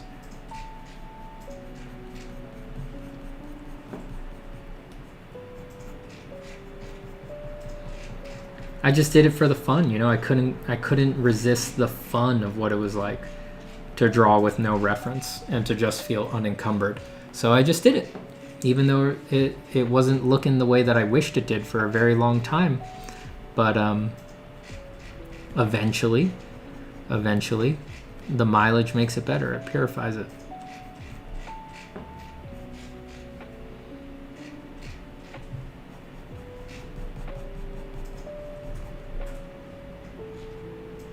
And thanks again for the donation.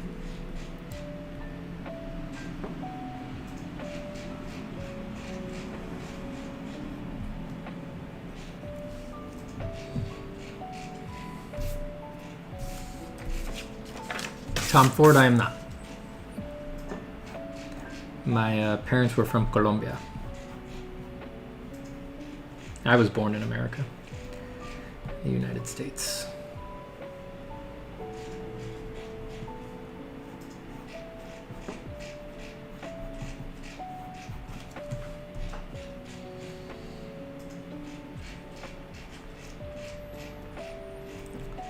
Magda, yeah, more like, when I say a weird movie, I mean like Tarsem Singh.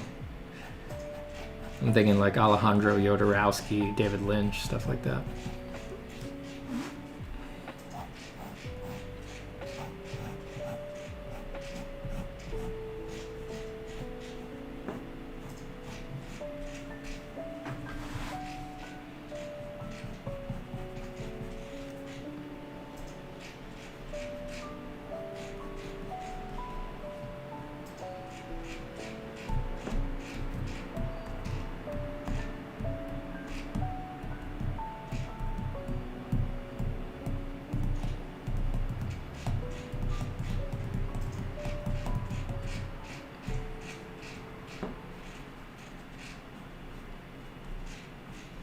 Would you like to do a sketchbook tour of your older stuff sometime?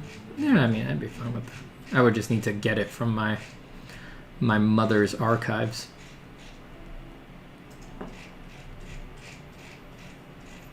I just dump it all with her. Big stacks of sketchbooks. Once every few years, things like that.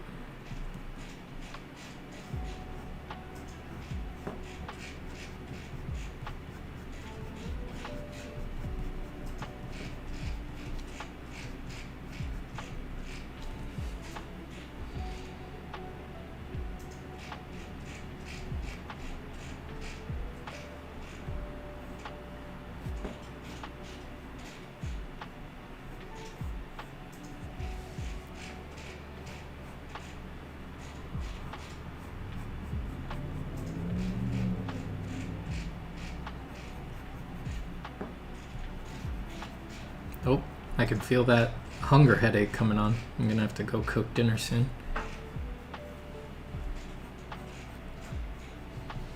But this guy still needs a little bit more love. I'm not ready to quit yet.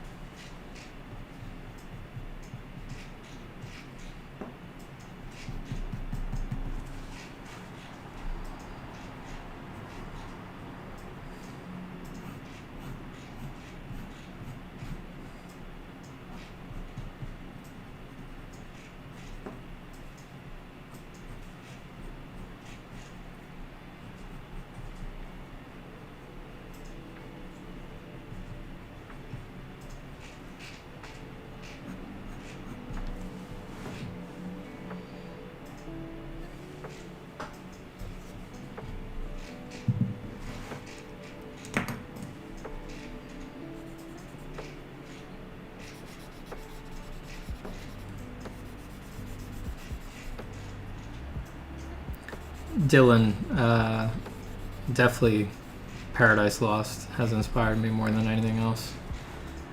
The epic poem by John Milton. A lot of video games, of course. I'm definitely... My drawing and like design sense background is definitely highly video game influenced. A lot of Lovecraft, you know, not that Lovecraft really produced visual stuff. In fact, a lot of his stuff is like actively anti-visual, but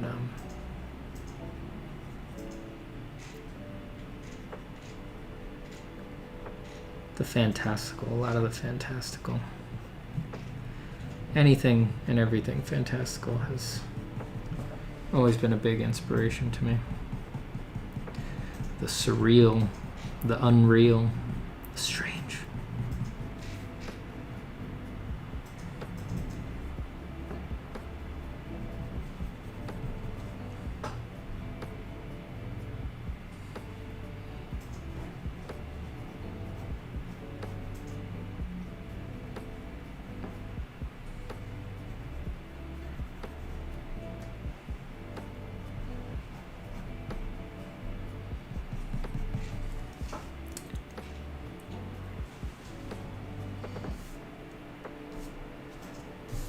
I have not played Mother.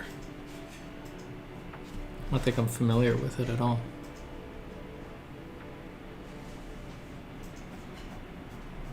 Yeah, I know that the internet connection's been a little spotty. I don't know what it is, though. I don't think I can do anything about it. We'll just have to live with it for this one.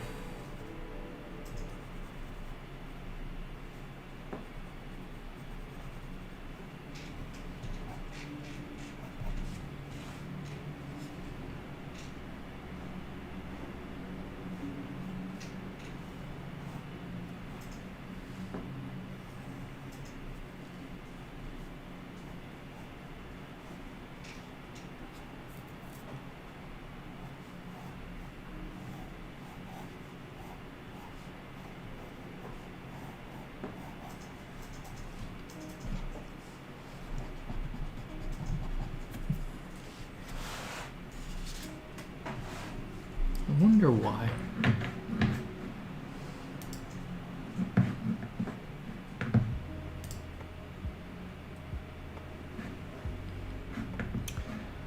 I got nothing.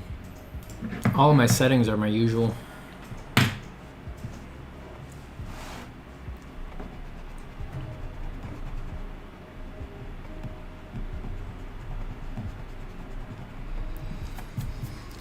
My first encounter with art was my sister drawing a cat for me, and I have loved drawing ever since.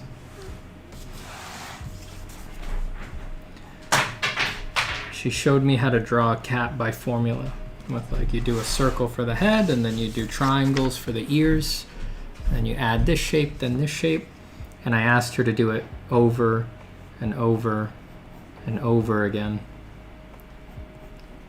And it was like the magic trick that kept on giving.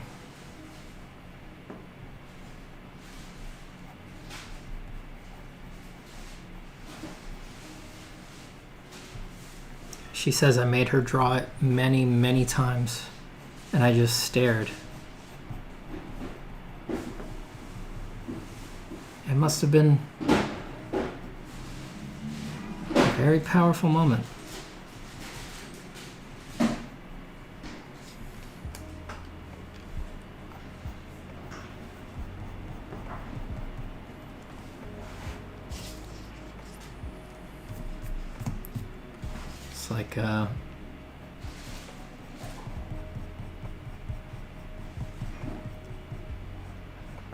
It's like the first time you lay eyes on the person you're going to spend the rest of your life with, or something like that.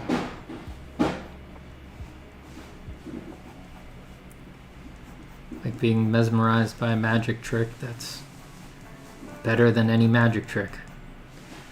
It's both real and unreal at the same time.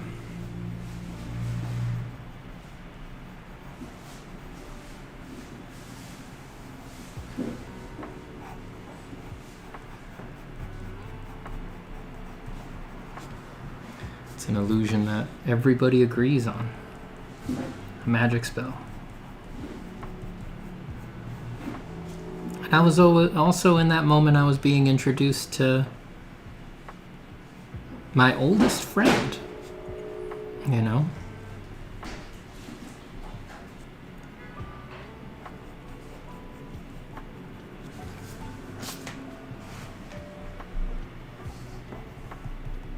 I mean, I don't remember that moment, but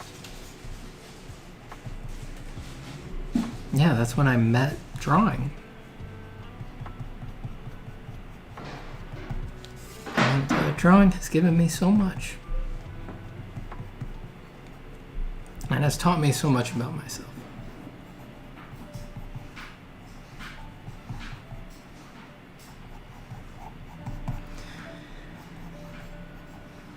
And drawing has been a very kind place for me to spend countless hours of my life.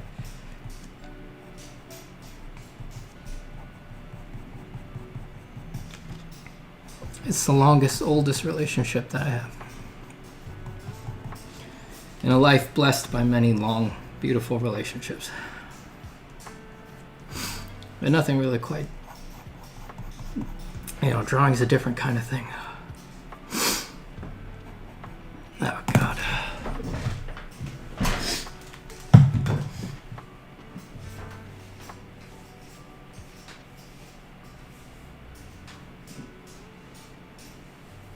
Starting dinner. Sounds good.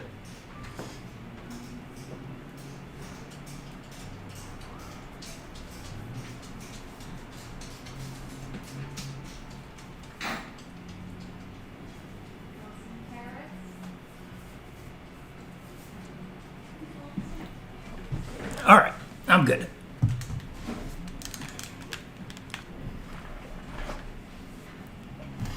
I'm good. Just got a little carried away there.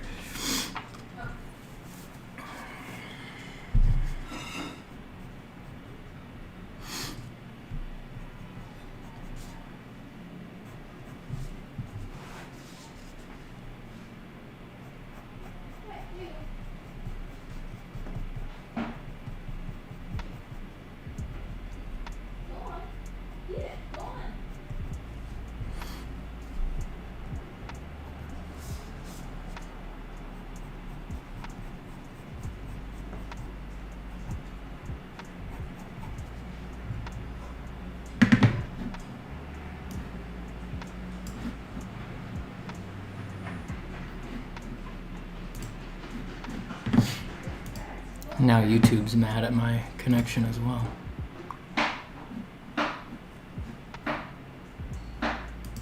Oh boy.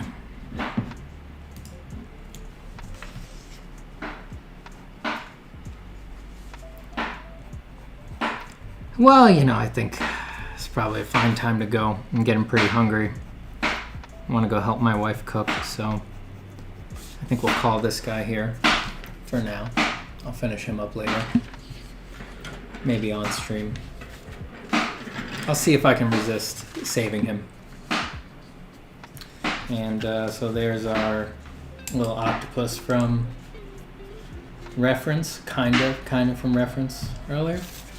And there's our octopus warrior. So I'm just going to be on here for a minute to answer any last questions. Yeah, I think my wife's cutting a lot of onions, yeah. A lot of onions. My pleasure, Stacks.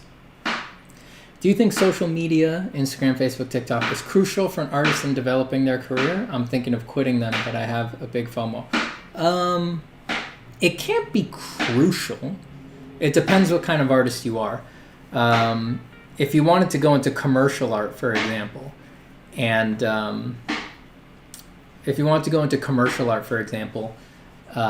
you don't really need social media. You know, if you want to be a designer or something like that, you just need to put together a killer portfolio, and then you can shop that portfolio directly to art directors and stuff like that.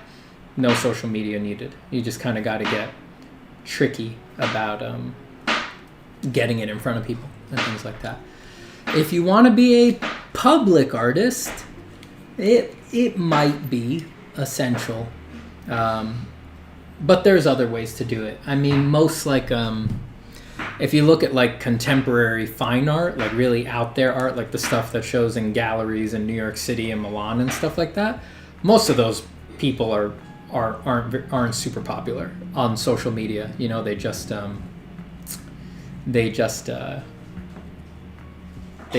the socializing and the schmaltzing that was necessary to become popular with the people who were in control of those markets. So as long as you know what you're going for and you know what those markets are really like, you can manipulate yourself into a good situation even without social media. But social media is the lowest hanging fruit for sure.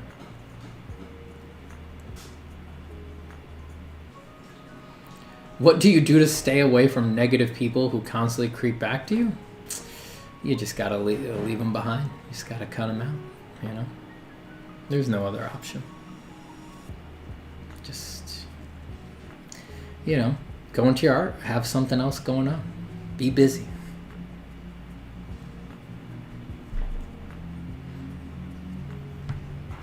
Yeah, they're happy emotions. Don't worry about that.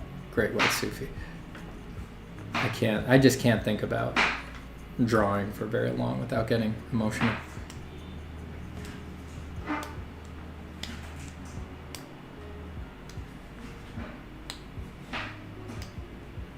It's power cutting.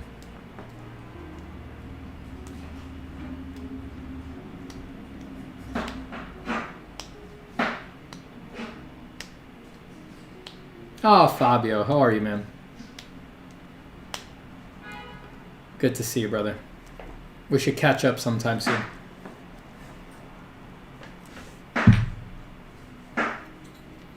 I'd love to know what you're up to, man.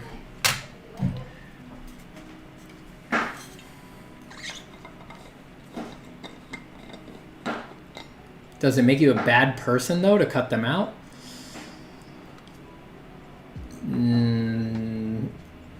Therapy. I don't know. I mean, that's...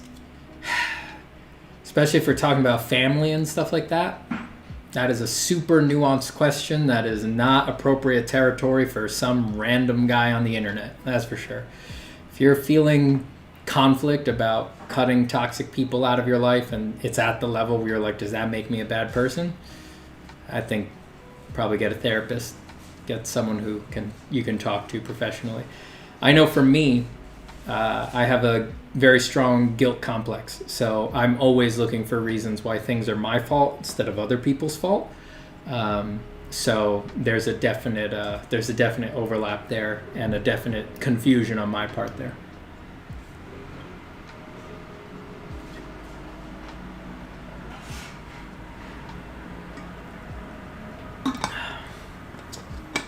Have you ever heard of Evan Amundsen? Of course. He's great. All right, everybody. I'm going to run. Thanks for hanging out. I appreciate you all. Thank you for drawing today. I hope if you're going to keep drawing today that all of your drawings go wonderfully. And I should change the thumbnail to this octopus here. Bye, everybody. Take care. Thanks for drawing today. Bye-bye, everyone.